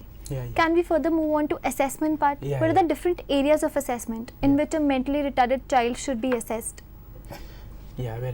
तो assessment जो है actually कई professional काम करते हैं mental retardation में. Physiotherapist, psychologist, speech therapist, medical doctor, special educator सभी काम करते हैं. तो सबका असेसमेंट अलग अलग होता है. मैंने जो असेसमेंट पार्ट कवर किया है basically psychological point of view से मैंने कवर किया है असेसमेंट पार्ट. और एरियाज ऑफ असेसमेंट है वह बेसिकली 3 भाग में बांटा गया है. जैसे कि हमारे व्यूअर्स देख सकते हैं कि 3 भाग में बांटा गया है. इंटेलेक्चुअल फंक्शनिंग का असेसमेंट करते हैं, एडेप्टिव बिहेवियर का असेसमेंट करते हैं और स्पेसिफिक एबिलिटीज़ एंड डेफिसिट का करते हैं हम असेसमेंट. तो 3 चीज साइकोलॉजिकल असेसमेंट में मेनली 3 चीज़ पर हमको फोकस देना होता है. बुद्धि का कैसे करते हैं, एडेप्टिव बिहेवियर का कैसे करते हैं और स्पेसिफिक एबिलिटीज़ एंड डेफिसिट का असेसमेंट कैसे करते हैं. तीनों को एक एक कर देखेंगे हम. सबसे पहले हम देखते हैं इंटेलिजेंस की बात आती है. इंटेलेक्चुअल फंक्शनिंग का असेसमेंट कैसे होता है. तो there are again 3 criterias. One is for the children who is 0 to 3 years old. Second one is for the adolescent for 3 to 16 years. And third one is for the adults 16 years onward. तो 3 भाग में हमारा assessment intelligence का assessment जो है वह 3 भाग में बटा हुआ है. एक बच्चों के लिए है जो 0 से 3 साल के बीच के होते हैं, उन बच्चों के लिए है. दूसरा एडोलसेंट के लिए है जो कि अप टू 3 साल से लेकर 16 साल के बीच में होते हैं. तो जनरली यह एडोलसेंट का जो एज है थ्योरेटिकल ना जाएं क्योंकि 12 साल ही बोला गया है थ्योरेटिकली, बट ये डिफ़र करता है. ठीक है. और तो एक एडोलसेंट के लिए है 3 to 16 years का और एक एडल्ट के लिए है 16 years onward. तो ये 3 प्रकार की बात होती है असेसमेंट में. तीनों को एक एक कर देखेंगे. सबसे पहले बच्चे की बात आती है कि बच्चे जो हैं उनका असेसमेंट हम कैसे कर सकते हैं. कई टेस्ट हैं. There are so many test like DST is known as the developmental screening test. Second one is the DASI developmental assessment scale for Indian infants. तीसरा है BCH और DP1 Bangalore child health questionnaire और developmental profile 1. Fourth one है GDT Gesell drawing test और fourth one है ASQ ages and stage questionnaire. तो इन 4-5 चीज़ को हम एक एक कर देखेंगे. सबसे पहले बात आती है DST की, जिसे हम शॉर्ट में डेवलपमेंटल स्क्रीनिंग टेस्ट भी बोला जाता है. इसे जे भरतराज ने बनाया है. और या डेवलपमेंटल माइलस्टोन को पता लगाने के लिए सबसे बढ़िया टेस्ट है. यह 0 से 15 साल के बच्चे के लिए होता है. But it will give the more accurate results, more better result up to the 3 years of the age. और कई एरिया का बेसिकली 4 एरिया का ये मेजरमेंट करता है. I am not going to ask all of this area, लेकिन ये एक टेस्ट है जिसके द्वारा हम बच्चे का IQ का असेसमेंट बेसिकली बच्चों के लिए जो टेस्ट होता है उसे DQ के नाम से जाना जाता है, डेवलपमेंटल क्वेश्चन के नाम से हम देख सकते हैं। दूसरा जो टेस्ट है that is known DASI, developmental assessment scale for Indian infant. तो हमारे व्यूअर्स ने बेली इन्फेंट स्केल का नाम सुना होगा, जो हमारे देश का नहीं है, बाहर का है। इस टेस्ट का इंडियन वर्जन तैयार किया डॉक्टर प्रमिला ठाकुर ने बड़ौदा में, और उसी टेस्ट का नाम बदल करके इन्होंने DASI रखा, developmental assessment scale for Indian children. और यह भी 0 से 3 साल के बच्चे के लिए अप्लीकेबल है। 2 एरिया में बटा हुआ है, एक मोटर है, दूसरा मेंटल है।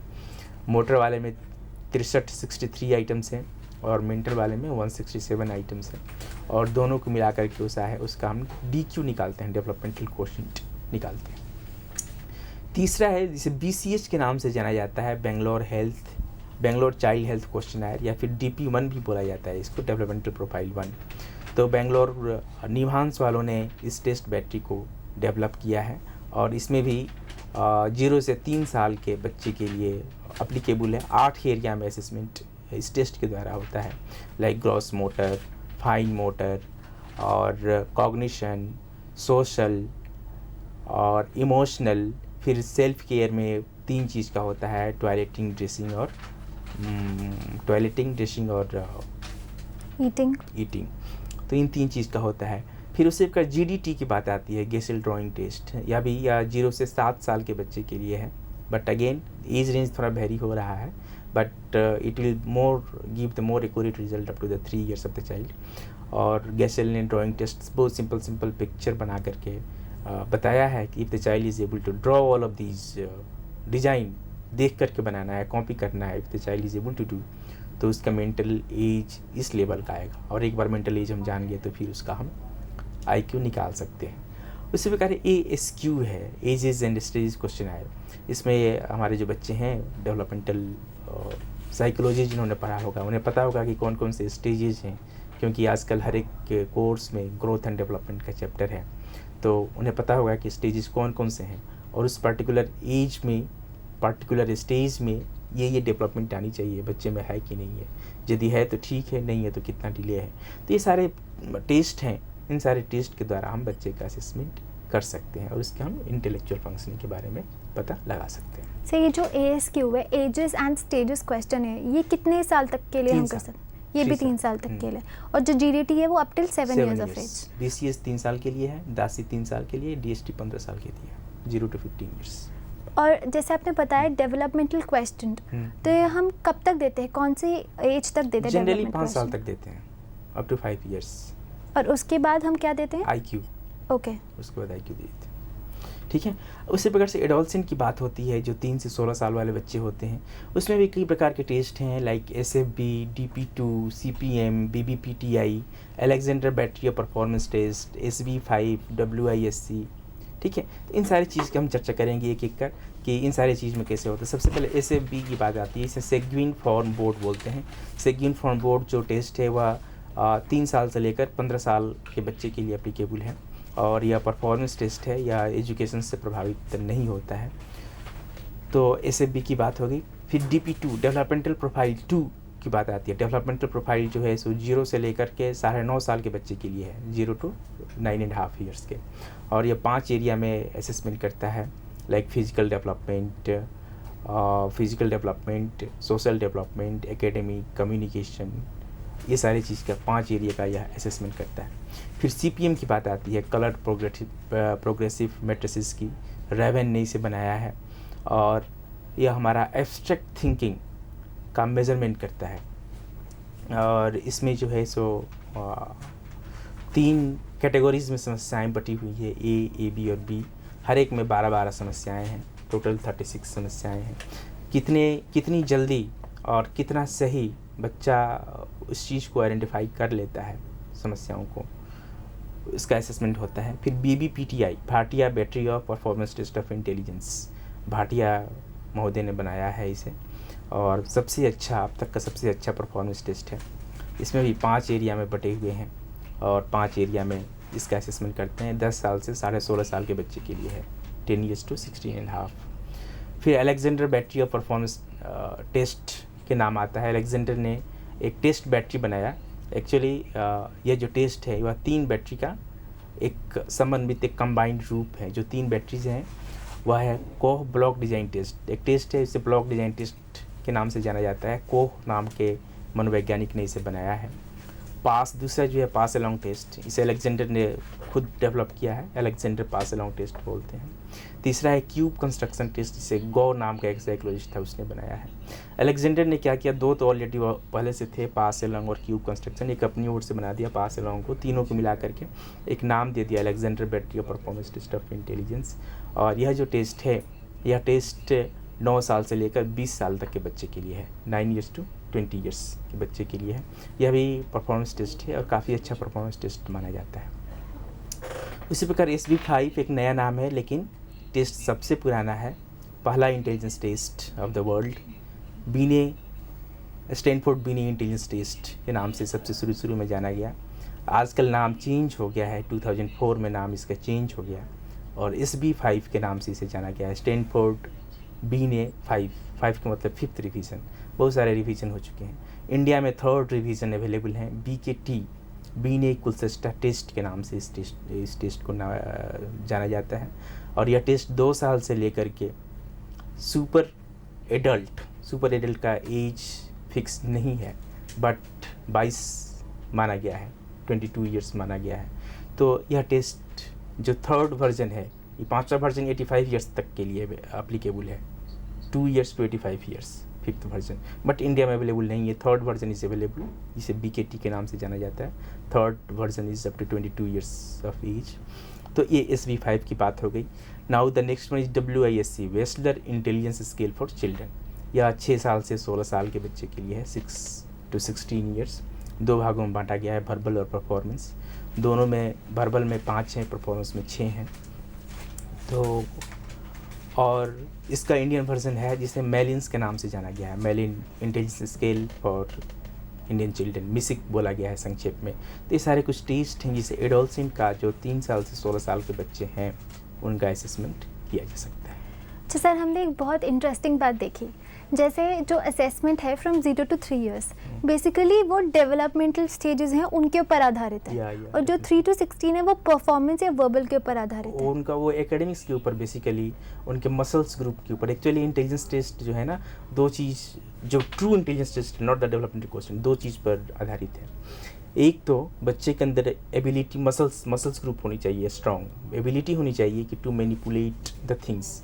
तो मैनिपुलेशन में कई चीज़ होता है, एक तो दिमाग का भी इस्तेमाल करना पड़ता है, हाउ टू मैनिपुलेट, उसका स्थान याद रखना होता है, मेमोरी पावर की ज़रूरत होती है, अटेंशन की ज़रूरत होती है, और muscles power should be strong. दूसरा चीज़ ये, the child have ability to respond verbally either by speaking और बाई रिटन लैंग्वेज। तो एकेडमिक इज़ नीडेड, तभी जाकर हो सकता है। तो ये सारे जो टेस्ट हैं, या तो फिर वर्बल है या फिर परफॉर्मेंस है, तो 2 में से एक होना ही होना है, ठीक है। जबकि जो शुरू वाला जो 3 साल है ना, तो ये जो 2 क्राइटेरिया जो मैं भी बोला, ये 2 ना भी हो तो भी 3 साल वाला टेस्ट हो सकता है। बट ये इंटेलिजेंस टेस्ट करना in the absence of this 2 criteria, it is very difficult. अगर कोई डेफ और डम्ब चाइल्ड है, हाँ, तो उसमें हम परफॉर्मेंस टेस्ट करेंगे। बिल्कुल।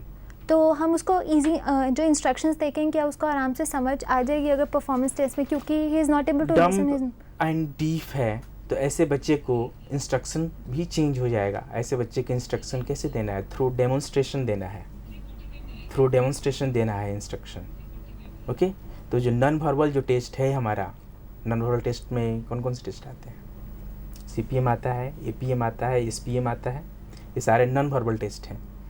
ब्लॉक डिज़ाइन, तो ब्लॉक डिज़ाइन टेस्ट भी एक तरह का block design, it is the performance test, right. and I am so many times explain कि performance test are not the non-verbal test. There are minute difference. भले ही कोई याद न रखे, that is the different thing. Okay? तो ये सारी बात होती है। So up till now, after identification, we discussed about the assessment. If we talk about the assessment, that takes place in 3 different parts, in 3 different areas, rather to say. First, it is the intellectual functioning. Second, we have the adaptive behaviors, and third, we have the specific abilities. If we go on to the intellectual functioning, that can again be divided into 3 areas. First, it is from 0 to 3. Second, it is from 3 to 16, and third, it is 16 or adults. So if we talk about the 0 to 3 age group, Then we can have the DST, which is developmental screening test. It can be from 0 to 15 years of age. But less than 5 years of age, we give DQ, which is developmental quotient. And after 5 years of age, we give IQ, which is intelligence quotient. Then next we have DASI, which is developmental assessment scale for Indian children. It is also for 0 to 3 years of age. Next we discussed about the Bangalore Child Health Questionnaire, and it is from up to 0 to 3 years of age.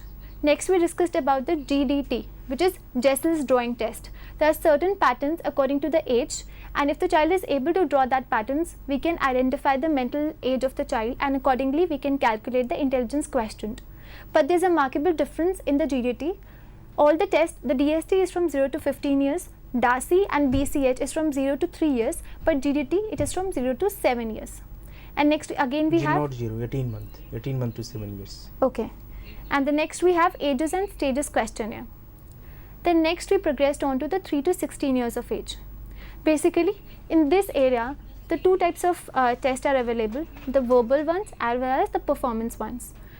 We discussed about the SFB, which is Sengen Form Board. We discussed about the Stanford Binet 5. Today it is, nowadays it is said to be SB5, but in India the third edition or the third revised edition of it has been present. Then we discussed about the Alexander Battery of Performance Test. We discussed about the CPM, Color Progressive Matrices. So these are the different tests which we discussed in 3 to 16 years of age. आगे बढ़ते हुए 16 years के बाद कौन से ऐसे test हैं? अब एडल्ट की बात आती है, ठीक है? तो एडल्ट मतलब जो 16 मोर देन 16 ईयर्स हैं, तो उनके लिए कौन कौन से टेस्ट हैं? तो कई प्रकार के टेस्ट हैं, जैसे कि हमारे व्यूअर्स देख सकते हैं SB5 और BKT, जैसे हमारे कंट्री में बोला गया है, Wechsler adult intelligence scale, MISIC Malin's intelligence scale for Indian children और VAIS verbal adult intelligence scale. ये सारे कुछ इंटेलिजेंस टेस्ट हैं जो पर्टिकुलर एज रेंज के लिए बनाए गए हैं। जैसे SB5 है, स्टैनफोर्ड बिनेट 5 या BKT या 22 साल के लिए है, 2 years to 22 years, तो इसे एडल्ट का असेसमेंट हो सकता है। उसी प्रकार वेस है, वेस्लर एडल्ट इंटेलिजेंस स्केल, यह 16 साल से लेकर 64 ईयर्स तक, 16 years to 64 years, तो पूरा एडल्टहुड, ओल्ड एज भी कवर कर रहा है, ये काफ़ी व्यापक है। फिर MISIC Malin's intelligence scale for Indian children, ये भी 6 साल से लेकर के 16 साल के लिए है, लेकिन यह इस एजम्पशन पर बेस्ड है कि after the 16 year of age intelligence is not going to increase.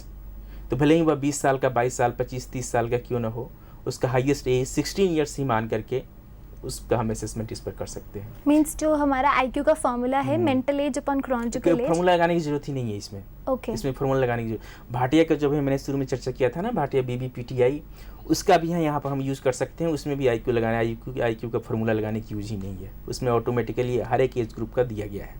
Okay, तो वो भी मान कर चलता है, वो भी 16 साल के लिए है, भाटिया बैटरी, ये भी 16 साल के लिए है। तो ये दोनों टेस्ट ये मान करके चलते हैं कि after the 16 years of age intelligence is not going to increase. तो भले ही उसका क्रोनोलॉजिकल एज जो कुछ भी हो, उसे 16 हाईएस्ट मान करके the Roy score will change, ठीक है? तो रॉय स्कोर के हिसाब से उसमें दिया गया है उसके मैनुअल में। और एक भेस है, वर्बल एडल्ट इंटेलिजेंस स्केल, तो ये जो सेकंड वाला जो हमारे देख रहे हैं व्यूअर्स स्क्रीन पे, WAIS western adult intelligence scale, इसका इंडियन रूपांतरण है जिसको भेस बोला गया, verbal adult intelligence scale. Dwarika Prasad ji जो चंडीगढ़ में PGI चंडीगढ़ में साइकोलॉजिस्ट थे, आजकल रिटायर्ड हो चुके हैं, उन्होंने इस टेस्ट को डेवलप किया है और ये भी 4 भाग में बटा हुआ है। परफॉर्मेंस टेस्ट ये नहीं है, ये सिर्फ वर्बल ही है, टोटल वर्बल। परफॉर्मेंस टेस्ट वाला बनाया है P रामालिंगा स्वामी ने, दोनों को मिला करके कंबाइन करके किया जा सकता है, अकेले भी किया जा सकता है, ऐसा कुछ नहीं है। तो ये सारे कुछ टेस्ट हैं जिससे हम एडल्ट का इंटेलिजेंस एसेस कर सकते हैं। सर ये जो जैसे हमने डिफरेंट स्केल्स के बारे में हमने पढ़ा, ऐसा कौन सा व्यक्ति है, कौन सा ऐसा प्रोफेशनल है जो सूटेबल है identifying the mental retardation with multiple disability? कौन सा ऐसा प्रोफेशनल है, या पेरेंट्स को किसके पास जाना चाहिए? जैसे आपने बोला डॉक्टर भी इतने सक्षम नहीं हैं ये सब आइडेंटिफाई करने में, तो which is the best professional to identify the mentally retarded child with multiple disability? या टीम वर्क होता है या क्या होता है? Team work is always good, ठीक है? तो आजकल बोला गया है मल्टी डिसिप्लिनरी टीम की बात बोली गई है, MDT बोला गया है, मल्टी डिसिप्लिनरी टीम। उसमें कई लोग होते हैं, उसमें साइकोलॉजिस्ट होता है, स्पेशल एजुकेटर होता है, physiotherapy, occupational therapy, speech therapist और एक मेडिकल प्रोफेशनल होता है। तो ये सारे बैठ करके अपना अपना डायग्नोसिस करते हैं, ठीक है। डायग्नोसिस करके पेशेंट को कुछ नहीं बताते हैं। उसके बाद आपस में एक मीटिंग करते हैं। मीटिंग करके आपस में ये होता है कि मेरे हिसाब से इस बच्चे में ये है, साइकोलॉजिस्ट बोलेगा कि इसमें मेंटल रिटार्डेशन है, फिजियोथेरेपिस्ट ऑक्यूपेशनल से बोलेगा कि इसमें सेरेब्रल पाल्सी है, स्पीच वाला बोलेगा इसमें ये प्रॉब्लम है, मेडिकल वाला बोलेगा कि इसमें ये प्रॉब्लम है। तो सबको मिला करके एक कंबाइंड बनेगा डायग्नोसिस कि this is the primary diagnosis associated with this okay diagnosis, ठीक है। तो एक्चुअली पहले तो बहुत कम लोग थे जो कि ऐसा डायग्नोसिस बना सकते थे, लेकिन आजकल मेडिकल डॉक्टर को भी ट्रेनिंग दी जा रही है। Okay, nowadays the India become the advance country. तो आजकल जो MBBS वाले स्टूडेंट्स है they are also getting training in the disability field. Okay, तो उन्हें पता होता है कि डिसेबिलिटी में क्या क्या चीज़ होता है। चूँकि अब एक व्यक्ति तो सब कुछ नहीं कर सकता है, बट एक व्यक्ति को सब कुछ के बारे में आइडिया होता है कि इसमें ये चीज़ प्रॉब्लम है। तो इसमें मानसिक विकलांगता एसोसिएटेड विथ मल्टीपल डिसेबिलिटी या फिर सिंपल मेंटल रिटार्डेशन है। ओके, तो medical doctor, psychologist, speech therapist, physiotherapist, occupational therapist, special educator, okay, they can diagnose, they can say कि whether the child is having एक डिसेबिलिटी है कि multiple disability है। But जब ट्रीटमेंट की बात आती है तो ट्रीटमेंट में फिर अलग अलग प्रोफेशनल्स के पास जाने पड़ते हैं। तो अब तक हमने डिस्कस किया the identification stage, the assessment stage. Basically the assessment stage, it is being divided into different areas, which is the intellectual functioning, the adaptive behavior and the specific abilities. So far we have discussed about the intellectual functioning. It occurs in 3 stages, or it can be identified in 3 stages. First, it is from birth, at the time of the birth, then next up till 3 years of age, from birth to 3 years of age. Then next we have from 3 to 16 years of age, and the last we have the 16 years or younger. In the 16 years of age, we have identified different tests which can be administered. For example, we have identified the WAIS, which is Wechsler's Adult Intelligence Scale. We have identified the MISIC, which is Malin's Intelligence Scale for Indian Children, and we have identified the SB5, which is Stanford Binet 5. So these are the tests which can be done in the age group of 16 years or younger than that, or elder than that. ठीक है, तो ऐसा जैसे कि हमने शुरू में बताया कि असेसमेंट 3 भाग में बटा हुआ है। एक तो अभी इंटेलिजेंस की बात हो गई, इंटेलिजेंस का सब डिवीजन भी हो गया। दूसरा है एडेप्टिव बिहेवियर का भी असेसमेंट, शुरू में ही बताया था मैंने कि एडेप्टिव बिहेवियर का भी असेसमेंट करना बहुत ज़रूरी होता है। क्या है बता चुका हूँ ऑलरेडी। तो एडेप्टिव बिहेवियर को असेसमेंट करने के लिए कुछ टेस्ट हैं, हमारे व्यूअर्स स्क्रीन पे देख सकते हैं कौन कौन से टेस्ट हैं। बहुत सारे टेस्ट हैं, like VSMS, violent social maturity scale, VAVS, violent adaptive behaviour scale, ABS, assessment behaviour scale, MDPS, Madras developmental programming system, and basic MR, behavioral assessment skill for Indian children with mental retardation. We'll carry on our discussion of assessment of the adaptive behavior after a short break. It's time for a short break. See you in a while.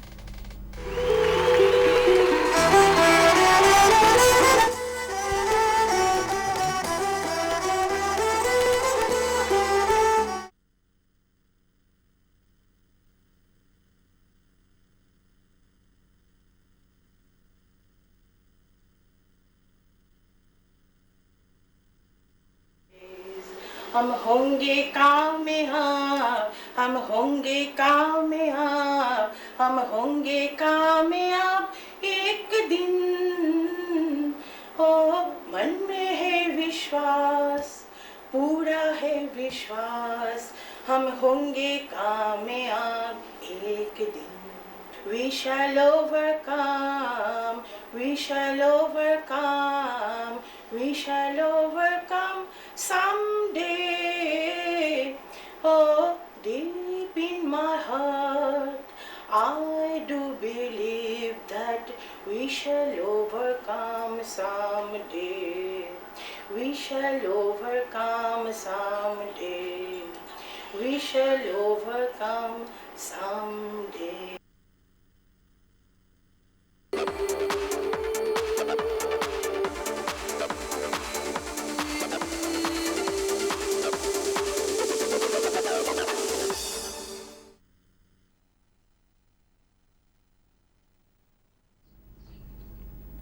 Welcome back. We were discussing about the assessment of adaptive behavior. But prior to that, we have discussed the assessment of intellectual functioning in 3 different stages, which is from birth to 3 years, then from 3 to 16 years, and after that 16 years and more than that. जैसे हम बात कर रहे हैं assessment of adaptive behaviour, हमने देखा adaptive behaviour, social skills, ADL skills, money skills, ये सब.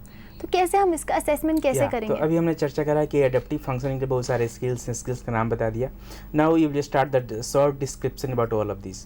तो फर्स्ट ऑफ ऑल जिसे हम VSMS के नाम से जानते हैं, वाइलेंट सोशल मैच्योरिटी स्किल्स, और इसे बनाया है डॉल ने बनाया है, एडगर ए डॉल ने 1935 में बनाया है. उस टाइम 0 to 25 ईयर्स के बच्चों के लिए था. Now it is the change, Malin's ने इसे चेंज किया है और यह 15 साल के बच्चे के लिए एप्लीकेबल है. और इसमें 8 एरिया हैं. देयर आर 8 डोमेन्स और there are 8 domains with 89 items grouped age wise. Scoring of the items given in the information on social age from which the social quotient could be calculated. तो 8 area में assessment करते हैं और इसका social as निकालते हैं हम. Social as के हिसाब से हम देखते हैं कि बच्चे में कितना डेवलपमेंट है. तो जो 8 एरिया हैं VSMS के, वो कुछ इस प्रकार हैं, like self help general, self help eating, self help dressing, self direction, occupation, communication, locomotion और सोशलाइजेशन. उसी प्रकार VABS की बात आती है, वाइलेंट एडेप्टिव बिहेवियर स्केल की. यह एक न्यू टेस्ट है और इसे भी इंडियन कल्चर में मैलिन्स ने बनाया है. इंडिविजुअली एडमिनिस्ट्रेड टेस्ट है. It will took 45 minutes to 1 hour time for single administration. Age range है बर्थ टू 90 ईयर्स और more standardize than VSMS and ABS in the terms of administration, scoring and interpretation. या VSMS और ABS की तुलना में ज़्यादा standardise है. 4 domain है इसमें और टोटल मिलकर अगेन 4 डोमेन को सब डिवाइड किया गया है. सब मिलकर 11 सब डोमेन है. इसमें कुछ इस प्रकार से है इनका डिवीजन. VABS में 4 जो डोमेन है वह बेसिकली है communication, daily living skills, socialization and motor skills. और कम्युनिकेशन को 3 भाग में बांटा गया है, रिसेप्टिव, एक्सप्रेसिव और रिटेन. सब में items, number of items differ होता है. रिसेप्टिव में 20 आइटम है, एक्सप्रेसिव में 54 हैं, रिटेन में 25 हैं. उसी प्रकार डेली लिविंग स्किल्स जो डोमेन है उसे भी 3 भाग में बांटा गया है, like personal, domestic and community. और सब में अलग अलग आइटम्स हैं. पर्सनल में 41 है, डोमेस्टिक में 24 है, कम्युनिटी में 44 है. सोशलाइजेशन को भी 3 भाग में बांटा गया है, interpersonal relation, play and leisure time and coping skills. Number of item interpersonal relation में 38, प्ले एंड लेजर टाइम में 31, कोपिंग स्किल्स में 30. और मोटर स्किल्स को 2 भाग में बांटा गया है, gross and fine, number of item 40 और 36 रेस्पेक्टिवली. तो इस प्रकार से हम देखते हैं ये 4 डोमेन और 11 सब डोमेन है VABS में. और इसके आधार पर यह काफ़ी व्यापक रिजल्ट देता है. स्कोरिंग भी इसका 3 क्राइटेरिया है. 2 देते हैं कि independently perform the activities. If the child is able to perform this activity independently then we can say 2. 1 देते हैं कि परफॉर्म समटाइम्स और partially without physical help. Without physical help को the child can perform this activity but he is perform less. Okay. और 0 देते हैं कि never perform independently, अपने आप से कभी नहीं करता है, तो 0 देते हैं. NO देते हैं कि the child can do but the child have not provided any opportunity to do such things. और DK देते हैं like don't know the parents, father, mother or anyone who don't know about this particular item whether the child is able to do this thing or not. तो ऐसी स्थिति में DK देते हैं. और जो रॉ स्कोर मिलता है हमारा जो 11 सब डोमेन है, तो 11 सब डोमेन का जो रॉ स्कोर है उसे हम V स्केल स्कोर में कन्वर्ट करते हैं. फिर जो टोटल रॉ स्कोर का डोमेन जो 4 डोमेन है उसका रॉ स्कोर को हम स्टैंडर्ड स्कोर में कन्वर्ट करते हैं. फिर परसेंटेज ऑफ कॉन्फिडेंस इंटरवल हम कैलकुलेट करते हैं सभी डोमेन और सब डोमेन का. जनरली 3 प्रकार के परसेंटेज ऑफ कॉन्फिडेंस इंटरवल दिया गया है, 85%, 90%, 95%. ऑथर बोलता है कि 90% is the best confidence interval. उसके बाद से परसेंटाइल रैंक निकालते हैं. काफ़ी व्यापक है, काफ़ी स्टैंडर्डाइज है ये टेस्ट. परसेंटाइल रैंक निकालते हैं सभी डोमेन का.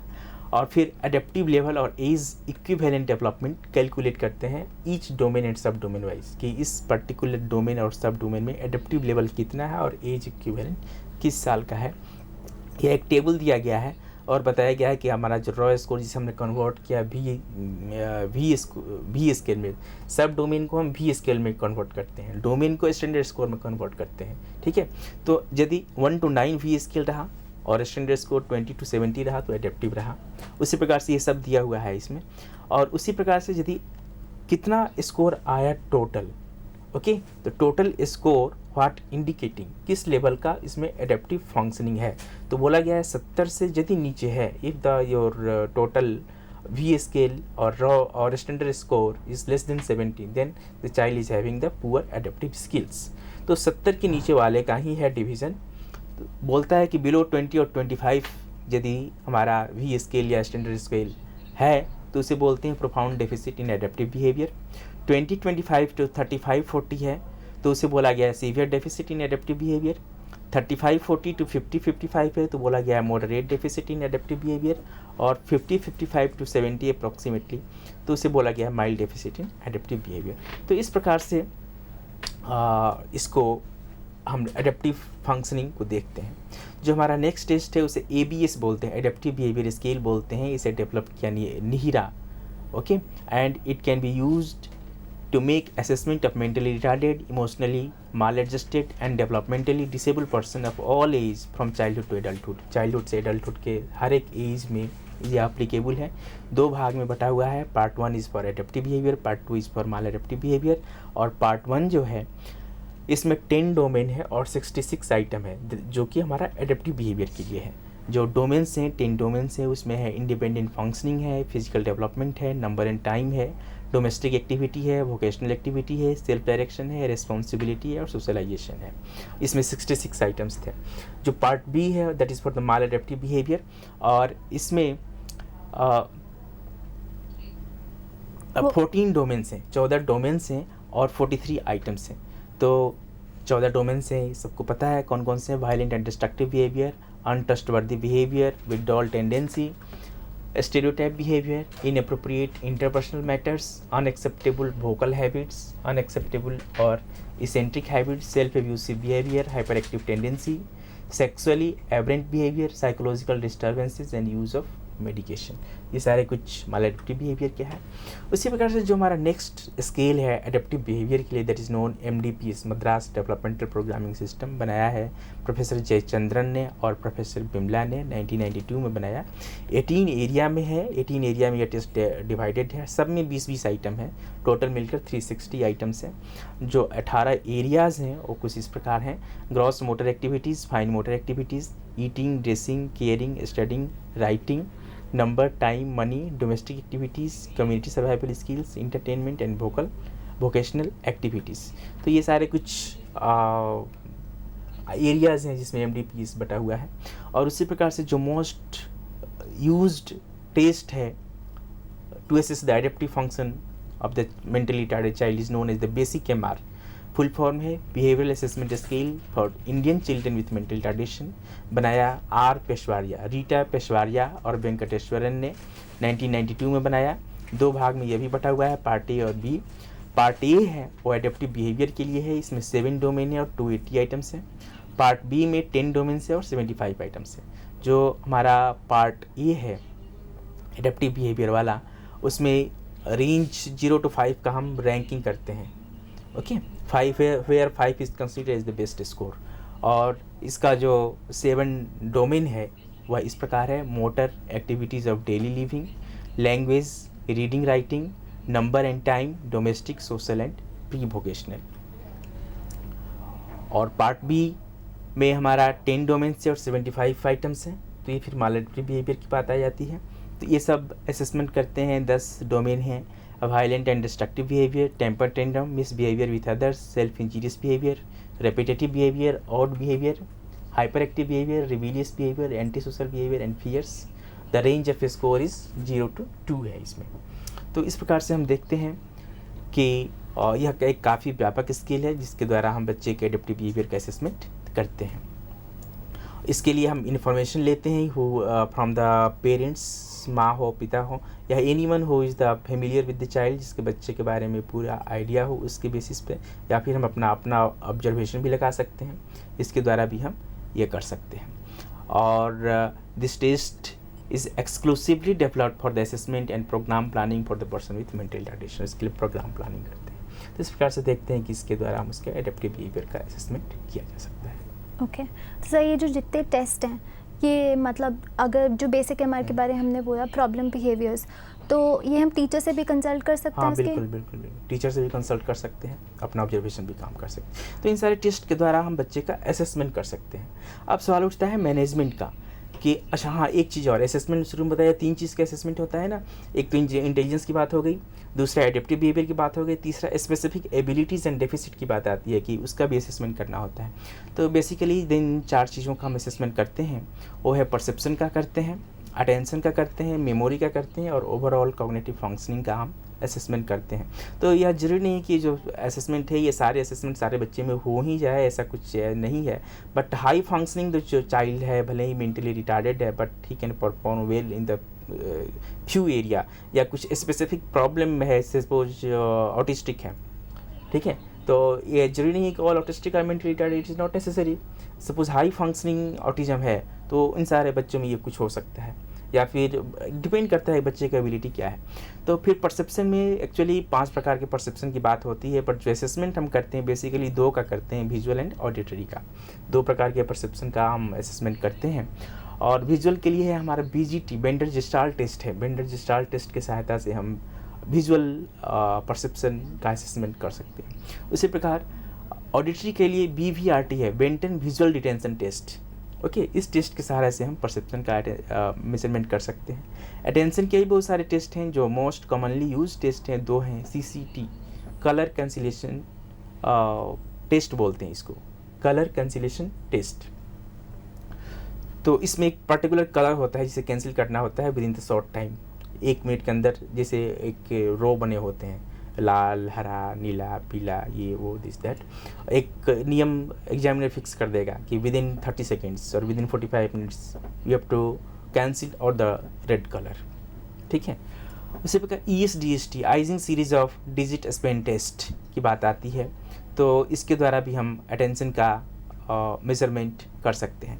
और फिर मेमोरी की बात आती है, तो मेमोरी के लिए 2 प्रकार के टेस्ट हैं। एक है हमारा PGI मेमोरी स्केल, दूसरा है वेस्टलर मेमोरी स्केल। तो इन दोनों स्केल की सहायता से हम मेमोरी का असेसमेंट कर सकते हैं। और ओवरऑल कॉग्निटिव फंक्शनिंग का यदि असेसमेंट करना हो तो बहुत सारे टेस्ट हैं, 2 बहुत कॉमनली यूज है। एक को बोला कि LNNB, Luria Nebraska neuropsychological battery, और दूसरा को बोला कि WCST, Wisconsin card sorting test. तो इन सारे टेस्ट की सहायता से हम स्पेसिफिक एबिलिटीज़ और डेफिसिट, एबिलिटीज़ है तो क्या क्या है, डेफिसिट है तो ब्रेन के किस एरिया में डेफिसिट है, it may be frontal lobe, occipital lobe, temporal lobe, parietal lobe, तो किस पर्टिकुलर एरिया में डिसफंक्शन डेफिसिट है तो किस एरिया में है, ये चीज़ का पता लग जाता है। आगे बढ़ते जैसे हमने आइडेंटिफिकेशन डिस्कस किया, असेसमेंट डिस्कस किया, जो बेसिक पार्ट है मैनेजमेंट, उसमें हम क्या देखेंगे, कैसे मैनेज करना चाहिए? तो मैनेजमेंट में again management is one of the difficult part. और मैनेजमेंट में कई लोगों का रोल होता है, जैसे कि मैंने शुरू में बोला कि multi disciplinary team is needed. Psychologist can play a very vital role, speech and language pathologist can work under this one, special educator, physiotherapist, occupational therapist, medical professional, they all can work under this. और psychological management जो होता है basically 2 चीज़ को emphasise करता है। एक तो skills training, skills बच्चे में जो स्किल्स नहीं है उसको कैसे ट्रेन किया है, कैसे ट्रेनिंग दी जाए। दूसरा बिहेवियरल मॉडिफिकेशन, यदि बच्चे में कुछ प्रॉब्लम बिहेवियर है तो हाउ टू मैनेज।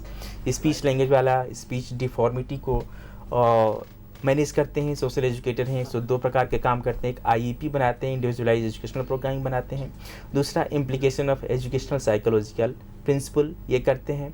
और मेडिकल प्रोफेशनल में साइकेट्रिस्ट, न्यूरोलॉजिस्ट और पेडियाट्रिशियन और ENT specialist, they can come under this one and they can assess the problem and they can manage. So it's a teamwork, it's a team Yeah. approach, we can say that.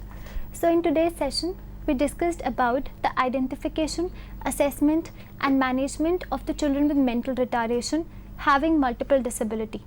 Basically if we say what is mental retardation, then we can say it is a sub-average general intellectual functioning associated with impairments in the adaptive behavior and occurring during the developmental period, means from birth up till 18 years of age, or from conception to up till 18 years of age.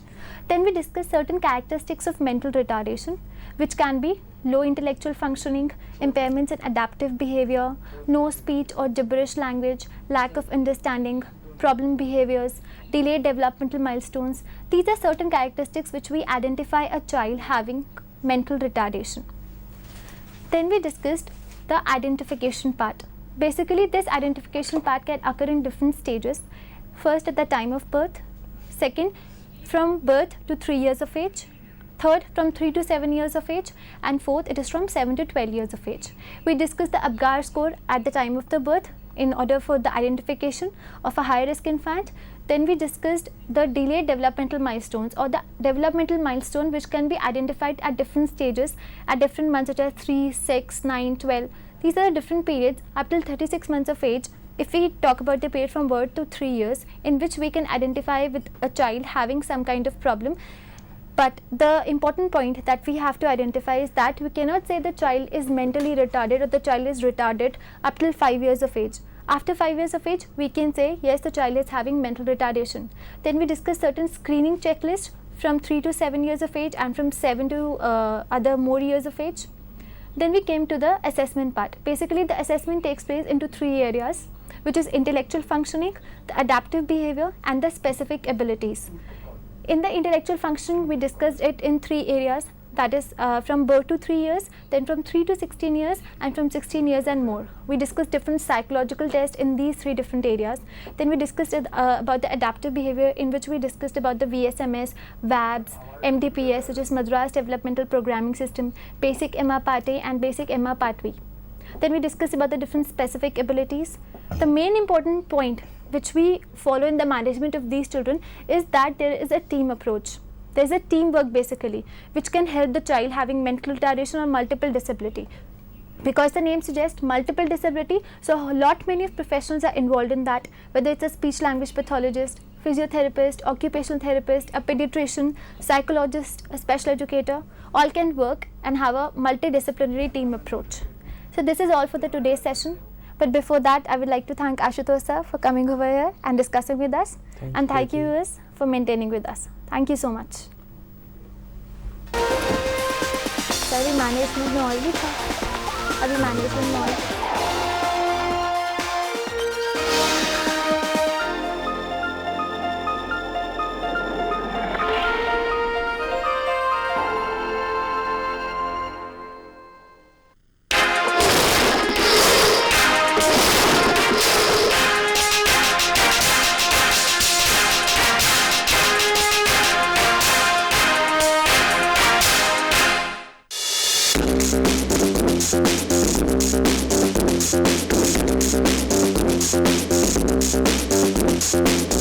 Thank you.